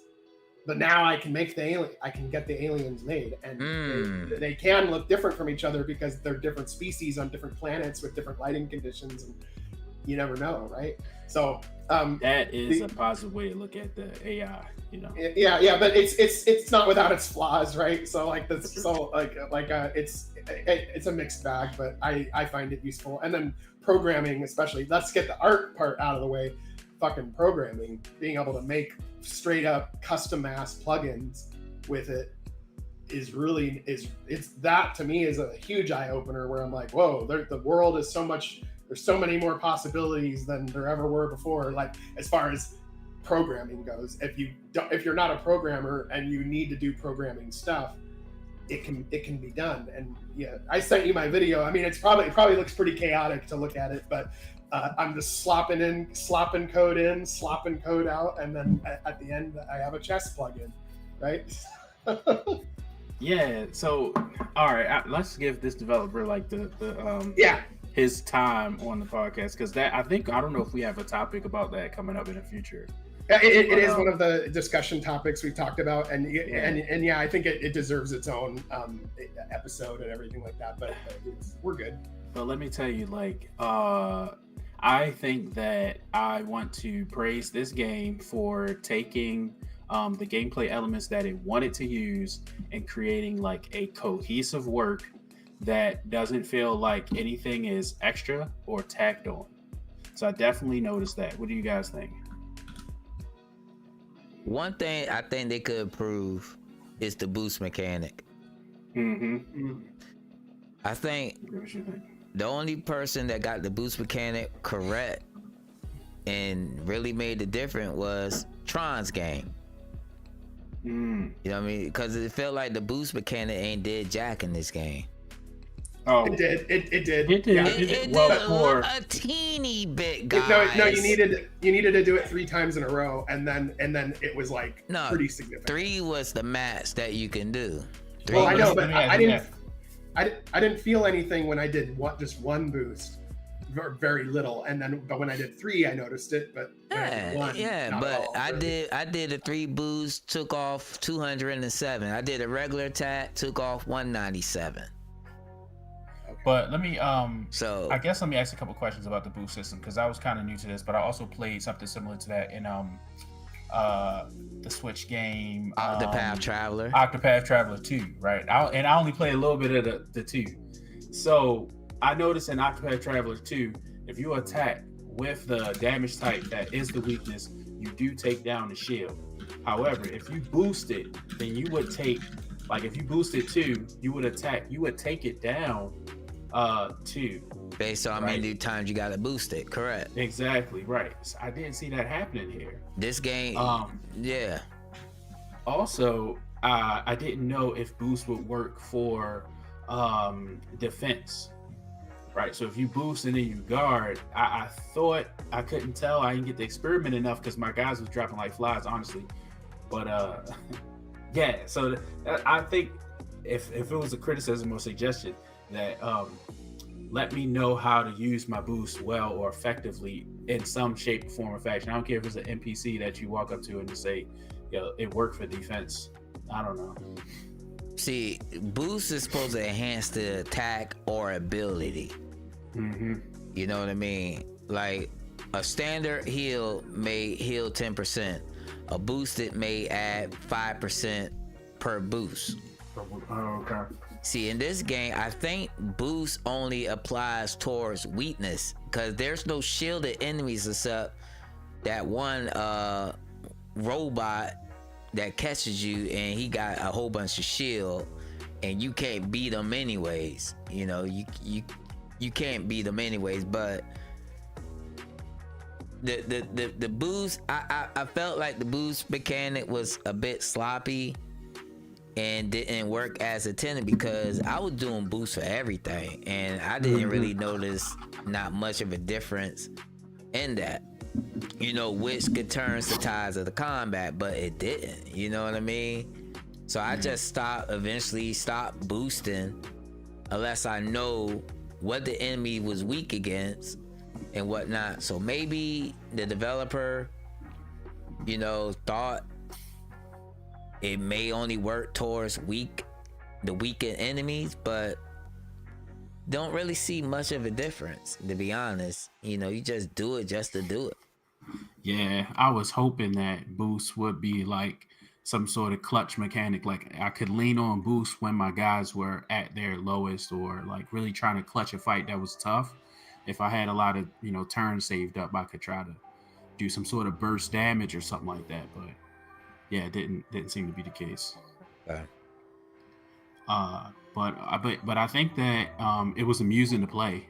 So I just think like the developer could just tweak those mechanics to either make them more like you can tell that your boost is effective, make it a little more effective, or make the system more understandable, so if it's useful or not, right? So it seems it's a little cloudy right there.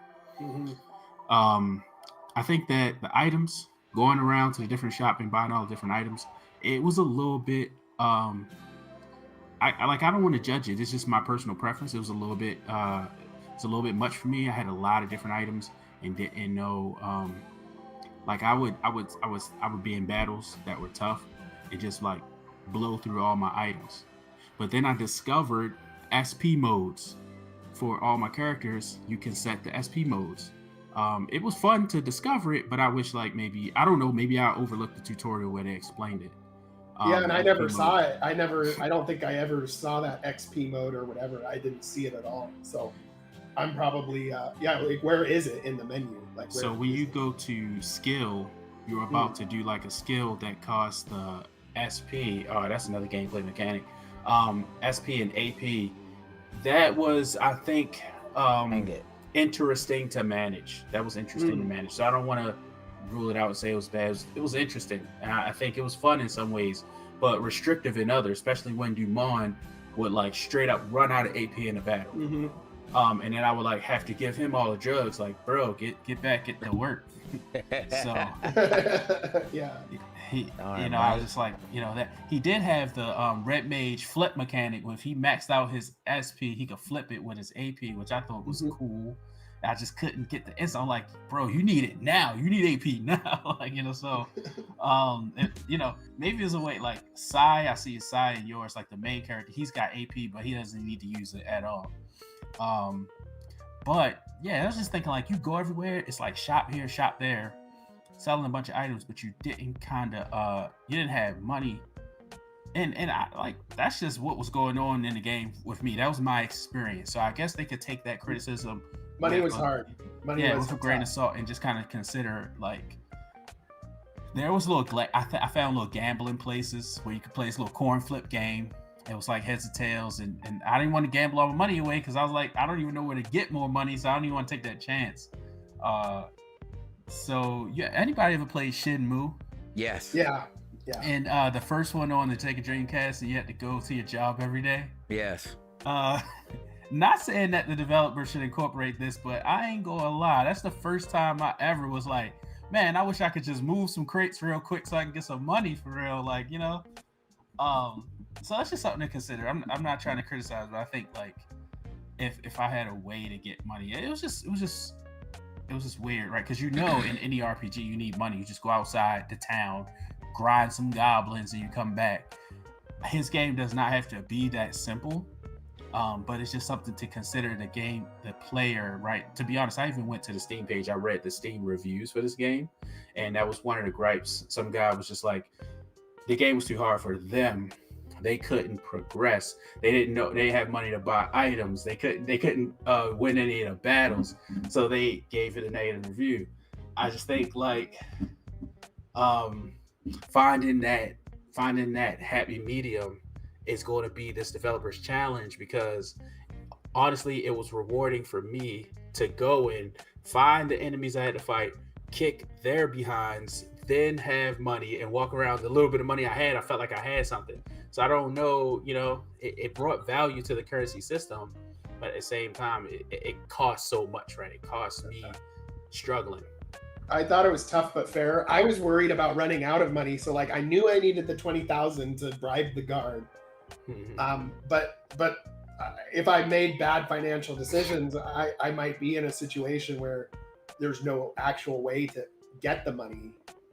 Any like if you actually did every job available to you, but you spent the money too poorly. Oh, you spent a gambling. You might not have the 20,000 to get to the guard, right? Because I don't know if there's any part in this game where you can just constantly go back and regrind and make. You can. Yeah. Oh, okay. You can. I didn't. Yeah. Like you could go in and out and refresh the enemies. Oh, okay. You know, like For when real? you do the dot mission. Okay. And when you go back, you're no longer at the dock anymore. You're actually like escaping the place. You're at the entrance, and the soldiers just keep reappearing. You keep fighting them. But I didn't know that. But on top of that, the game encouraged you to buy. It even told you to buy new equipment. Better Don't hog yeah. your money. Yeah, it does. I remember saying that. Yep. But I can't say this. Equipment does make a difference. Like once you buy the armor stuff, you won't be getting beat up anymore. But in the beginning, yeah, like if you're for one, going to get Billy, you know, with Elise, I believe that's her name. Elsie. Yeah. Going to get Billy with Elsie, it's a tough fight. No. Did you try to go get DuPont first? I went to go get DuPont. I tried to get DuPont first. I mean, it didn't work out. Yeah, I got him though. So props to me, pat myself on the daggone back because I had to come back for him. I left and then got another character or two, and then came back and got him. But what you can do though, there's an item that blinds the enemies. Get that, and that's what I used. That's how I got through it. Blind and the poison ability. But you know, RPG Maker, they don't die with poison. You know, in this game, they don't die. You know, they'll stay at 1 HP the whole time. Yeah. Attacking hard. They attack hard. Unless you set slip damage to kill. Yeah. It's a setting. Oh, you mean in the engine? There's an actual setting in the engine, and that's called slip damage. Yeah. I thought you meant like an option in the game or something. No, in the engine. Which should be, you know, poison should kill the enemy. You're freaking poison for crying out loud. You know, so. Dang, I did have another. Okay, shoot, I cannot remember specifically about the gameplay I wanted to mention. Okay. So, yeah, like this is one of the games that really going to keep me playing. I do think that the battles were a little bit tough, but and they say so in the description of the game. Yeah, and rightly so. But it didn't feel like too long though. Meaning, like I didn't feel like the battles dragged on too long. What you talking about? Yes, they do. Sometimes, man. Yes, sometimes, yeah. When there's 6 enemies and even with 3 enemies, man, you gotta think about it. You hitting them with the double. You eventually learn double attack with the main character. You eventually learn that.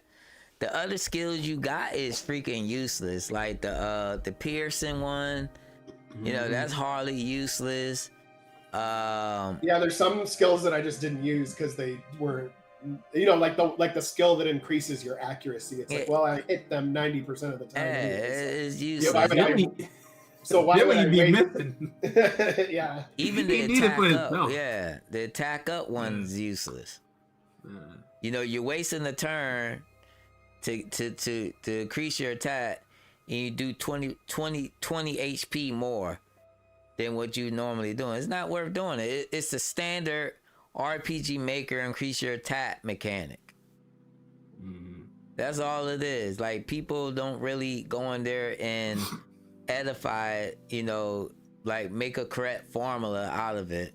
They be like, okay, we're going to increase your attack by this much percent, but in the end, it's not worth doing it because the trade-off ain't worth it.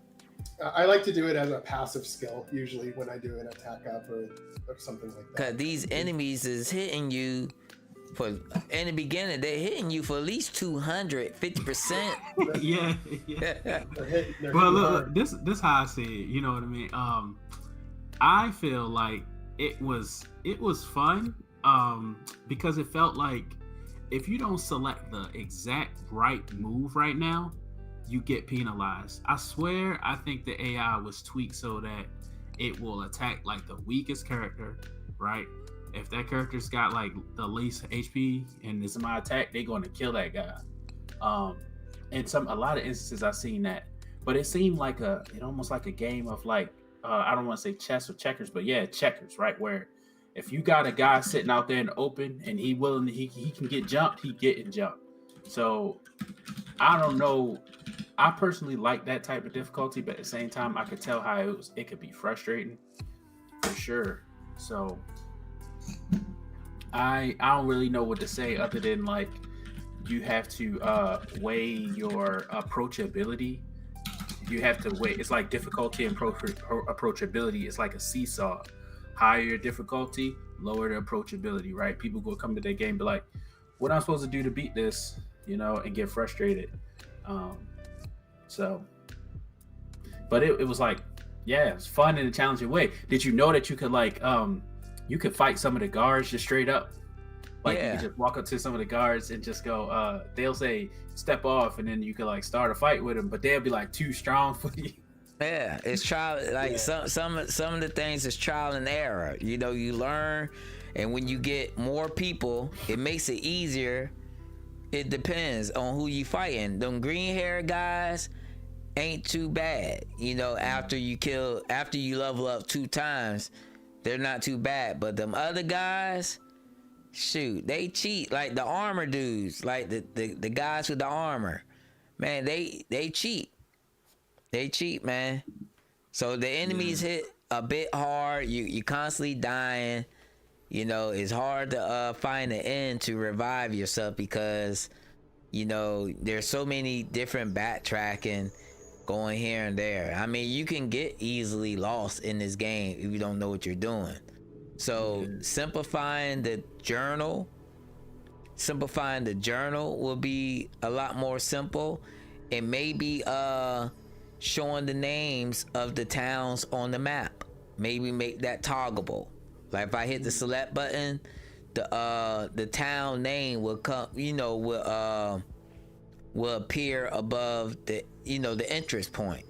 That way I know I'm going to the right town and not just second guessing, oh, this is Old City, or this is the slums, or this is the dock, because it gets confusing because everything looks alike. You know what I mean? Yeah. You backtrack it so much, you kind of get, you know, confused a bit. I don't know if it's a plugin like a Visual Stellar plugin or what, but the journal system that they're using is simpler than the Yanfly one from MV, which I'm using in my stupid game. So I think it's good because it's so simple. It's just like quest. Like I said, it could be updated to add like a star next to the one that's the main quest, right? So you know that's the one you gotta continue, and then put like where you gotta go. I think it had that somewhere in it, but yeah. Let me see.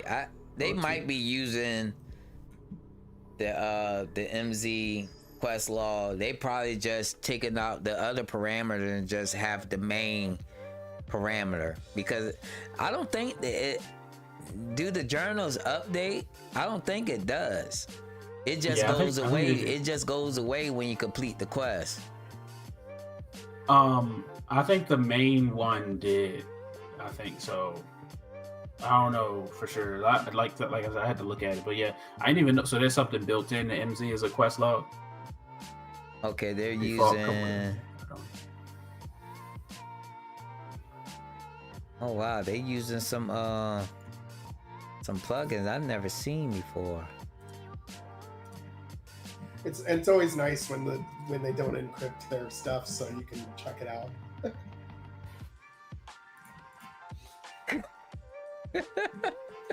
One thing, so the thing I did want to praise about the gameplay is the overall like presentation, including like the zoom in level. So it's a night and day system.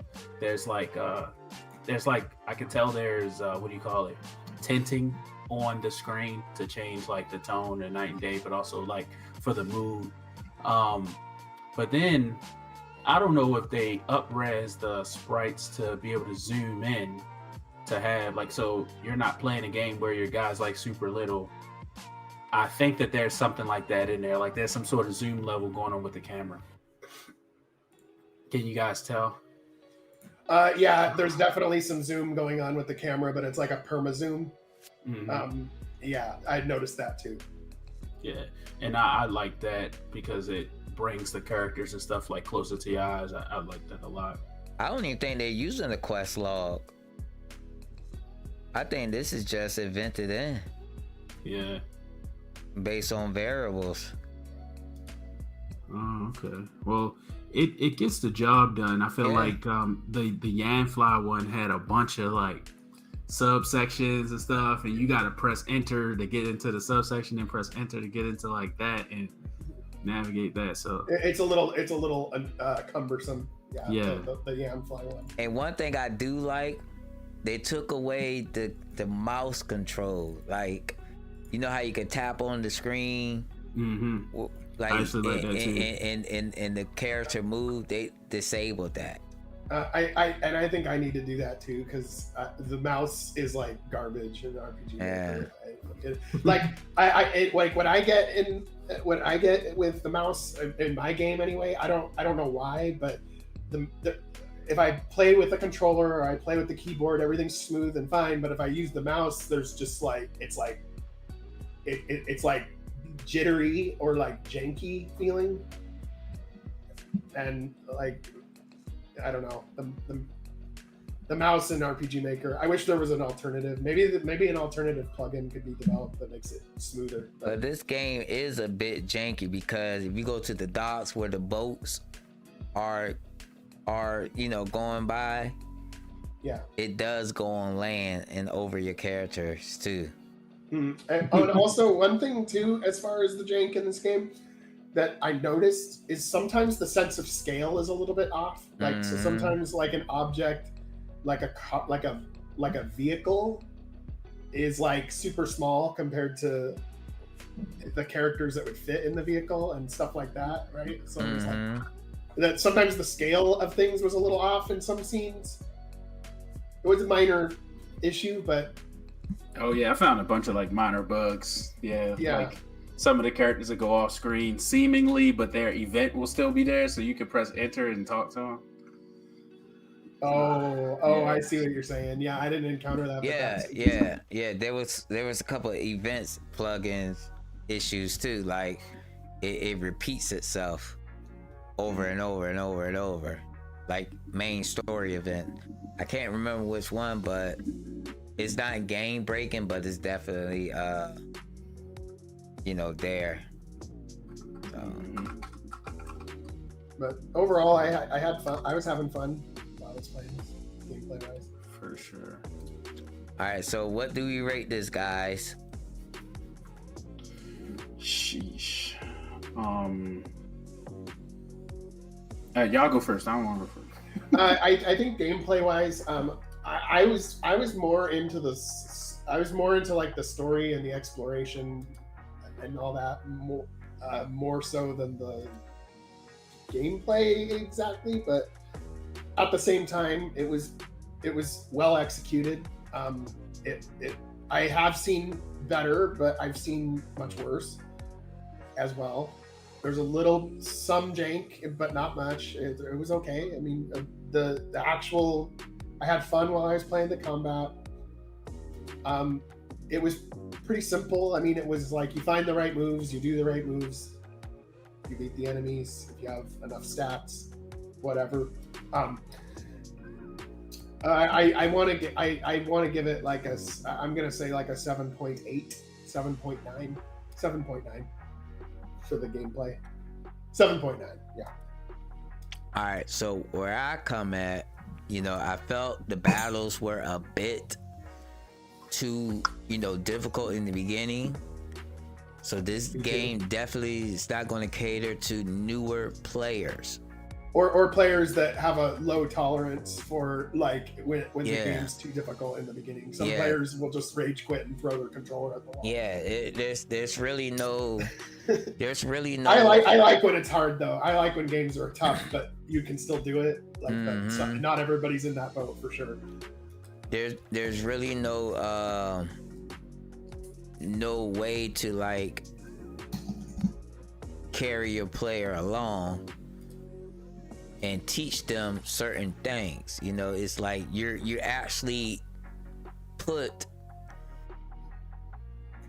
in the slums yourself, and you have to defend yourself, which makes sense because the more allies you get, the more easier the game should be, right? But in this case, it depends. If you're not tactical enough and doing the right abilities and using the right items, it's going to be hard to win. You're gonna lose more than you win. You know, more in trial and error, which isn't bad.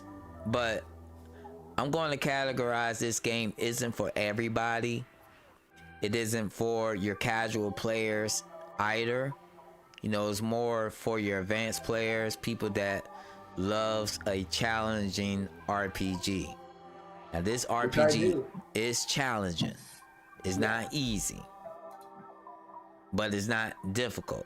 It's just the enemies don't feel right, and you go in one wrong building and person, hey, what you doing? And call 8 of his twins, and it's just you're done. You know, you went into the wrong building. Go back later.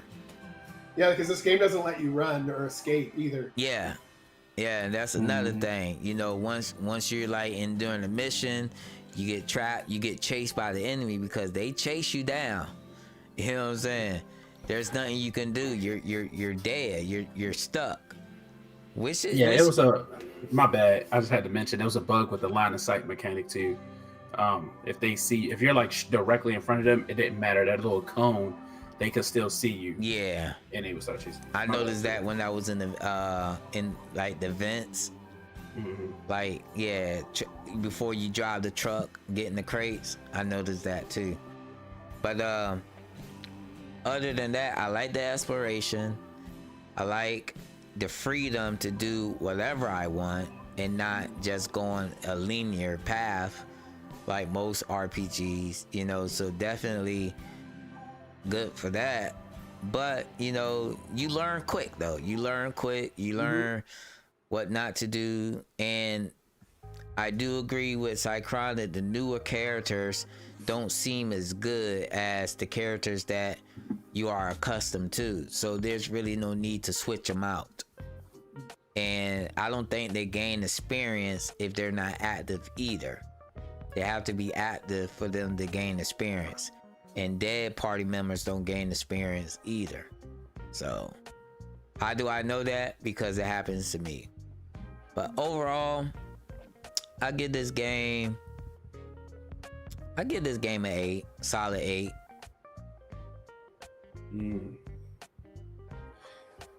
Yeah, I know we was doing like decimals and stuff like that. Yeah, you can go to the second or third decimal place if you want. 7.9999 or whatever. Yeah, I don't like doing that, man. because I feel like it's really easy to get like kind of, I don't know, guilted, persuaded, peer pressured into giving like a score, and then you also weigh like your own ability and like but I'm gonna take it to like my expertise of playing the games as a game player, especially for this title because it is retail, and I want other folks to play it, but I also want the developer. I would hope for the developer to take the criticisms of all the people who have previously reviewed this game in account and improve the game so that there can be a sequel and stuff like that. I really wanted to like grow. That being said, when I played it, I was super excited to play it, and I feel like that goes a long way. Yeah. but I got into some jimmy jams and some frustrations where I think that in some cases it was oddly unnecessary. Like for instance, when I was in a cave and I had to go free, I don't know if I was like freeing a miner or something like that, but I was able to beat all the enemies except for one. This one guy chased me down. Then they started a pack of enemies, a troop of enemies, and I lost so many times. I don't know why I lost. And I know why I lost, but I just didn't. I was like, this troop of enemies, the same troop of enemies I've been fighting. Why am I losing? That's because mechanically I didn't have the AP I was supposed to have in order to do the setup. And then I learned about the SP mode. So what I'm saying is, long story short, I'm going to gauge this game as if it was lined up right there on the shelf next to Xenoblade Chronicles 3. Right, in GameStop, and they like, you want to buy a Grand Soul Story or you want to buy Xenoblade Chronicles 3, right? And Xenoblade Chronicles 3 is, it's a higher price game, but it's an RPG, and it's got to take into serious account its RPG mechanics and how they work cohesively, like for the player. So it's a 7 for me. Because this game can really likely be retail, so I'm judging it like it's retail. If it was an RPG game, it is retail. Right, it is retail for sure. Right, so it is. If it was a itch.io game, I'd be like 9 out of 10 because it works. Right, like you can play the game, you can win the game.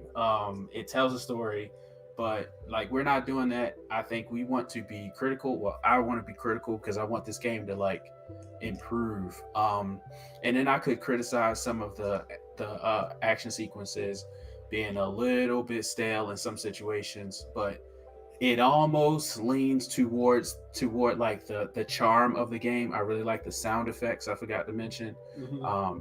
And then but I would say push the envelope with some of the details and stuff like that, right? So really, I didn't get to like review this game, or I don't know if this game went through any sort of QA or testing or beta, anything like that. Put a demo out there, but that's my thing. I think we could talk about how it could be improved, but I'm gonna stand by the 7 for like the gameplay and battles if we put that together. Yeah, that makes sense. 7. I gave it an 8, and Cychronic gave it a 7.9. 7.9.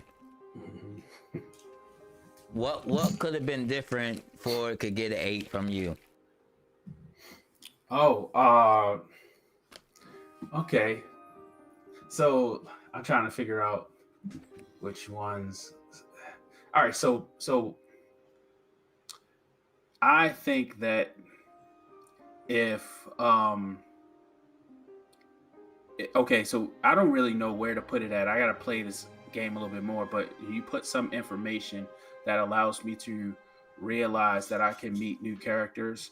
I also thought like, all right, so I was in the dungeon, and then I got the key from one character in the mines. When I was in the mines, I got the key from the end of the mines, and I took it to where I could unlock the door, but then it triggered a fight. I didn't know it was a boss fight. It ended up being like the toughest fight ever, and I died. Right? Maybe like a little bit of dialogue gave me a warning, like, hey, maybe you should get your characters, at least have X amount of characters, or at least have something. Let me know I'm not ready. I mean, that seems like very tacked on. What was the boss in that fight? Because when I got the key, I went into the section and I heard like a heartbeat getting like closer and closer, but then like nothing happened. Oh my! All right, so when you got to save the miners, right? And I don't know if they thirsty or something. And you find that one guy, he gives you the ultimatum. You can join his force and then give him information or something. Okay. In that case, he did. And did you fight that? Did you have to fight him? You had the option to. I didn't choose to fight. I went along. No, I went along with him too, so I didn't have to fight him. But for whatever reason, you get a key if you keep going up into that last area. You get the key, you come back down, and then if you go to the right of the screen, Yeah. use the key, and then there's a pillar, like a white marblish pillar.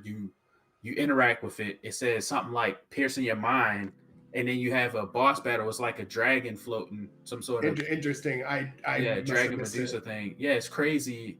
They wipe the floor with you, right? So I was curious, like, was I even supposed to do this? I don't know. Probably So I left it not. alone.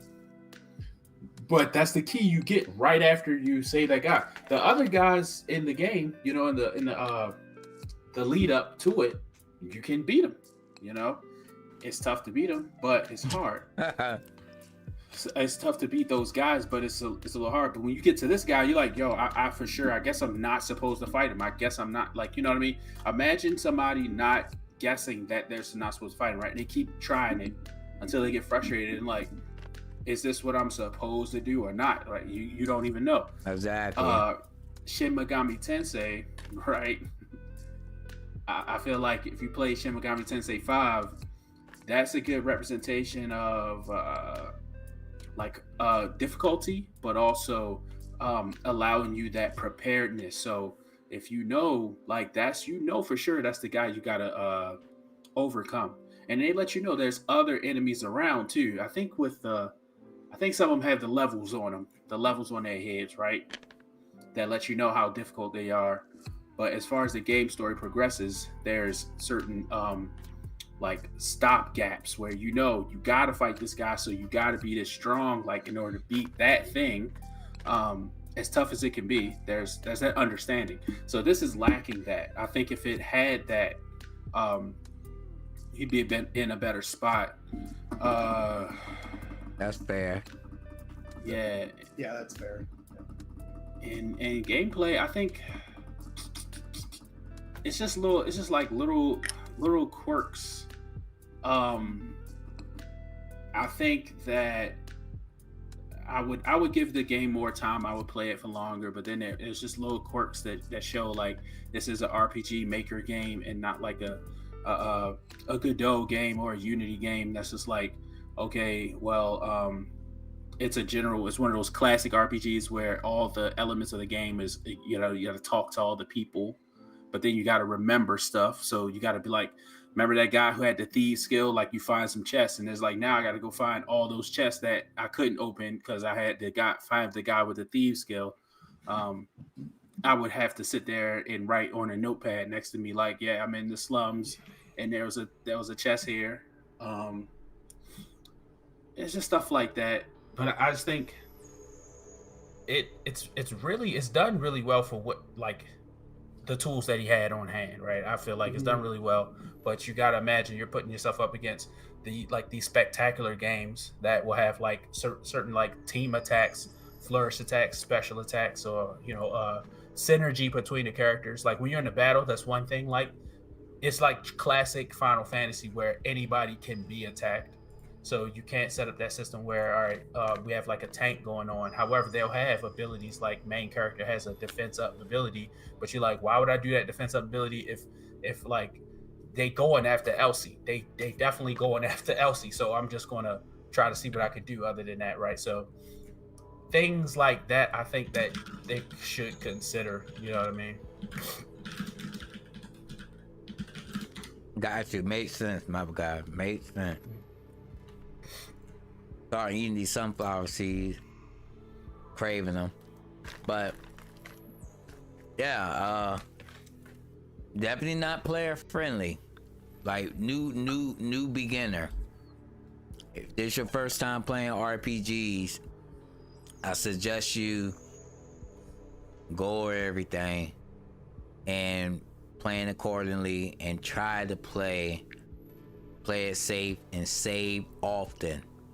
Save your progress often, because if you do a lot and you run into the wrong door, fight the wrong enemy, you lose so much progress and you gotta start all over again, which isn't gonna be fun. But overall, it's different. It have a good story. Player engagement, mechanics could be better. It's kind of basic. The battle's kind of basic. You know, you got your little weakness here and there. Instead of called elements, it's called well, it is element. Instead of called magic, it's alchemy. You know, so you know, it's just a standard RPG with more on the heavy side of story and exploration. But other than that, it is $14.99 on the Steam store, so it is commercial game. Do any of you guys think this game is worth $14.99? I think it. I mean, I'm the one. I bought it. I know, but after playing it, do you think it's worth? I don't regret buying the game. I actually want to finish it. But I think it's more like $9.99 territory, in my opinion. Maybe less, but it's enjoyable. It's a good game. I guess it worked on me. So, but $9.99 would be my price if I were to put a price on it. All right, you Mr. Unjaded, do you think this game is worth $14.99? Let me preface that with a bit from the battle system. Did you try to do the move slam on any enemies? Yeah. And what does slam look like? It's just a hit. It's just a hit, right? I thought that, so I ain't gonna try to flex. You thought it was gonna be a Sabin slam. Yeah, I thought slam was you pick up the enemy and you drop them on the ground like boom. I just thought that, right? And that's easily doable with action sequences, right? Mm-hmm. So that's kind of where I feel. That's why I feel like the price is, right? So there's so much effort put into this game, but when you compare it to games that are also $15.99, right? Certain games, like you'll hear somebody mention like certain big name games. I can't remember the name. Trials of Cicadia? No. Risk of Rain, right? Somebody said Risk of Rain 2 was like less than $10, right? It's on sale, right? And we all know what the heck Risk of Rain is. We know what that game is. Jesus Christ.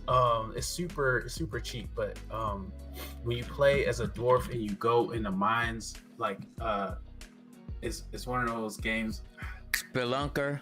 No. Close Spelunky, that's that. But y'all remember the Deep Rock Galactic? Oh, okay. Okay. Mm-hmm. So games like that, right? Like they go on crazy sale. You pick it up for like $6 and everything like that. So I just think the developer should consider that. I think it's a good game. It's a great game. But if you want to consider, like, you got to find a happy medium, right? Because 20,000 people can buy a game for $7, right? Even if your game is like worth, like, it could be like crazy, a saga, right? Crazy long game. The price is not so much of like, the price doesn't directly mean, I don't think it directly correlates to the amount of sales, because you're not going to make 20,000 $30 sales. You might make like a considerably low number of sales at that price point. But if you priced it right, like $8, or like it's $9.99, but then it's sale, then you put the sale price and it's like $8, and you go, okay, boom, a lot of people might like buy that, so you might reach a whole lot of people that buy this game, right? So that's why I think, I don't want to say that the game is not worth a certain amount of money specifically, but if you want to reach an audience that's really going to feel like value for their money, they're going to look for the game to be in that range of price, in my opinion, right? Unless you have some sort of outstanding feature that can substantiate the price that you're setting it at, $15, right? Like, I'm just sorry to say, like, that's my thing, right? Because I think the game is worth $15. However, is every, like, for the audience and the amount of copies you likely want to sell, is that gonna sway? Because to be honest, I'll tell you right now, the Space Marines game came out on Monday. is $60, $100 for the highest version. If I want to play that with me and my two sons, I gotta buy 3 of them things. So I wish list that thing so fast, because when it's $40, then that's only $120, right? Like, you know, for 3 copies. So it's like that, right? And you got to remember, people got to consider these things when they want to buy a game. So I would say put it at $10, make it a sale so that it's like $8 or $9, and then you got to tie some sort of like catch to it, like, you know, maybe I don't know, maybe they Also, continue their save or something. Also, too, I will with my game. When I put, you're only allowed to put it on sale at certain points. Like you're not allowed to like have it constantly on sale, even though that might be a good idea. But when I get the most sales of my game is whenever there's a sale. Exactly. Yeah. Like that's where like 90% of the sales come from after the first week when you release a game. When there's a sale on it. Yeah, so I guess to answer Nova's question, right? Yeah, I would buy it on sale, but that's because I would have to, you know, me personally. But yeah, I think that it is worth what they're putting in that. But I think the developer, you know, should consider the pricing in a volume sense and not just like a value sense. I'm thinking volume, right? So yeah, because sometimes if it's the right price, it leads to more people playing your game, and the amount of money you get from it might be more, even if it's sold at a lower price. Yeah, for sure. That's where I'm at. What y'all think? Did you do yours, D7?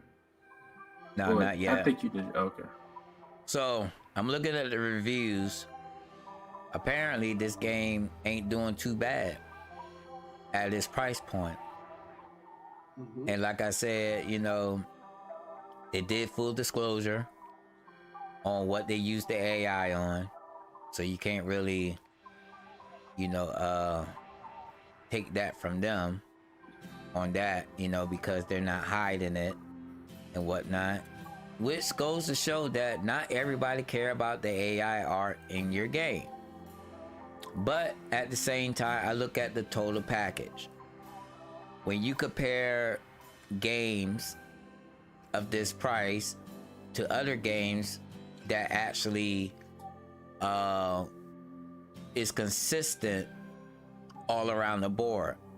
And when I mean consistent, talking about story, talking about music, talking about battles, art, mapping, things that looks polished. This game has a good story.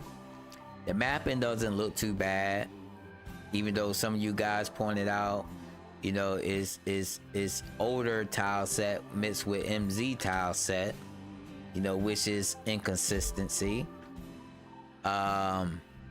Yeah, if they had a custom tiles, like I think that if they could somehow pull off like their own custom tile set look, and cascade that through the game, that it would really make it pop a lot more than what it does. In my opinion. So I think overall it goes to your expectation of the game, right? Like how the game, do you regret your purchase within 2 hours? Because you could easily refund this game in 2 hours. Not a lot of people refunded this game. Maybe some have, maybe some didn't.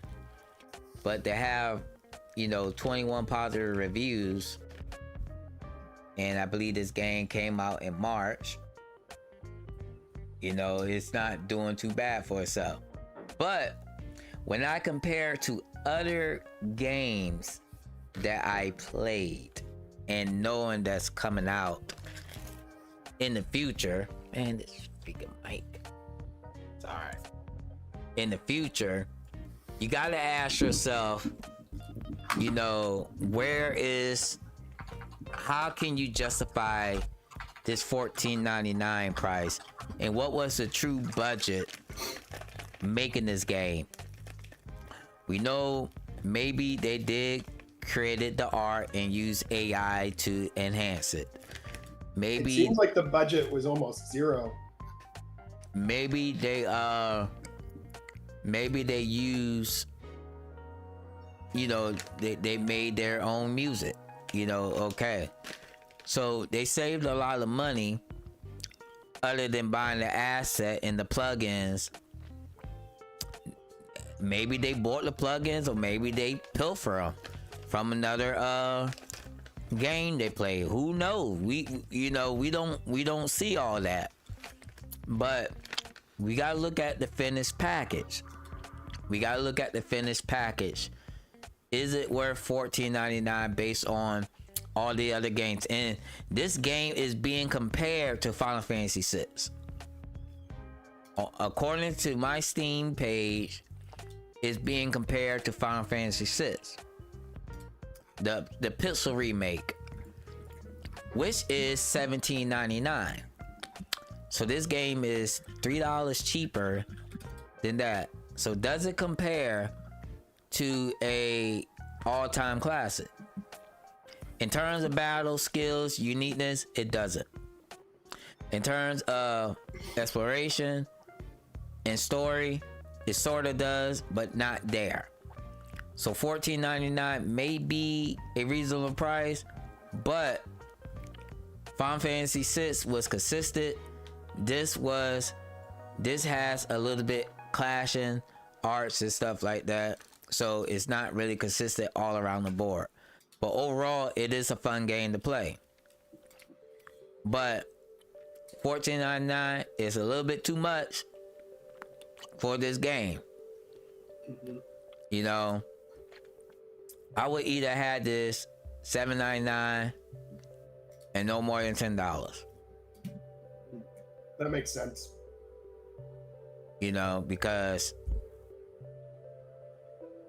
until you own originality, original character, original assets, original sprites, whatever, tile sets is fine. You know, you could borrow tile sets. You know, it's kind of, you're going overboard. But when you comparing yourself to these other games, you gotta match that same consistency that these AAA games are releasing. If not, y'all be complaining about those games too.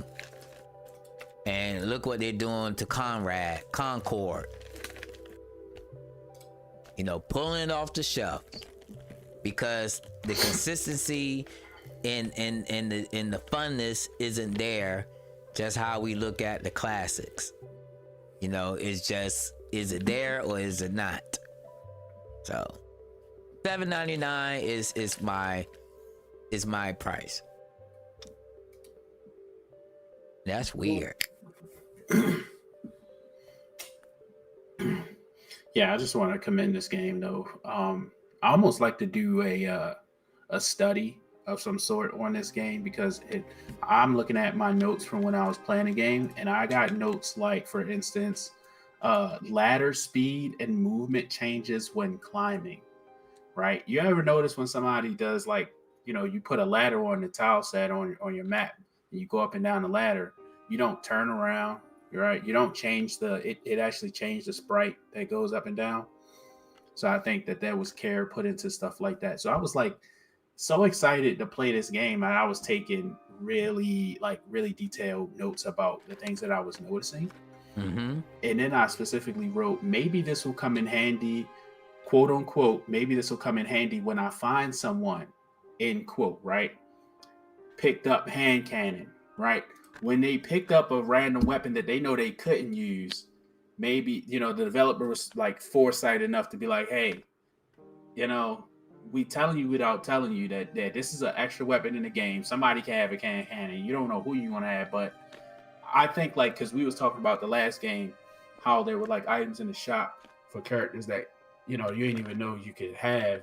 So it was like too revealing in that sense. And then, you know, it wasn't the best way to implement that. I think that this way was pretty unique, where the guy finds one, he's like, hey, I'm gonna hold on to this because somebody could probably use it. So I thought that was really good. Mm-hmm. Yeah, just like I think that the developer put some serious thought into all of the systems, right?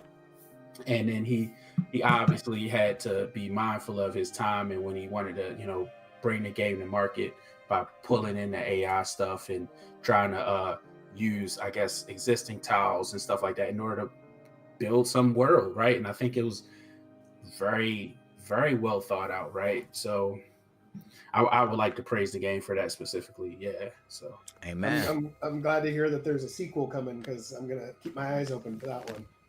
for sure. All right. For sure. So guys, we went in on this podcast at 6:30 right now. So this is a very interesting game. If you like to try the game out for yourself, definitely the link is in the description. And if you want to try the game for yourself, it is $14.99. Give it a try. You'll be surprised. It's not really that bad of a game. It's not bad at all. It's actually pretty interesting. I think it's pretty good. I like it. Yeah, it's pretty interesting. And the things that you can do, just on the exploration side and the character stories, it's pretty decent. So we're small developers. I mean, a lot of us work full-time jobs, got families, money is tight. Yeah. Sometimes you gotta do what you gotta do. But I think this developer was sincere all along, with the disclosure. And that's all we could do, If you want to try it, buy it. Plain and simple. You asking us to buy, not try. What do you think, man? Come on, bro. Just because it's a commercial project, so you got to buy it if you want to play it. Or maybe you hit up the dev and say, "Can you give me a free key?" And they might do it for you. It does compare to Octopath. It does compare to Octopath. I do agree, because Octopath is difficult. You do have to grind a lot in that game. And, in a way, you can, say it's kind of like Octopath, even with the character. Octopath has some really strong sub characters stories as well. Well, I don't really think there's a main character. Anyway, you get to pick who you want to start with. Anyway, so yeah, that's a great comparison. Nova, that's good. So, if any of my hosts don't have anything else to say, we can go ahead and close out. And do you got any messages to the developer? All I have to say is good game. Thanks for making a good game, man. I'm looking forward to your sequel. I hope that this podcast has been helpful in feedback for your game, and glad I found it. And thanks again. Man, yeah, I echo Cychronic sentiments. I'm impressed you're able to find this game. Cychronic is hard to find really good games, and even harder to find RPG Maker one. So props to you and props to Dev.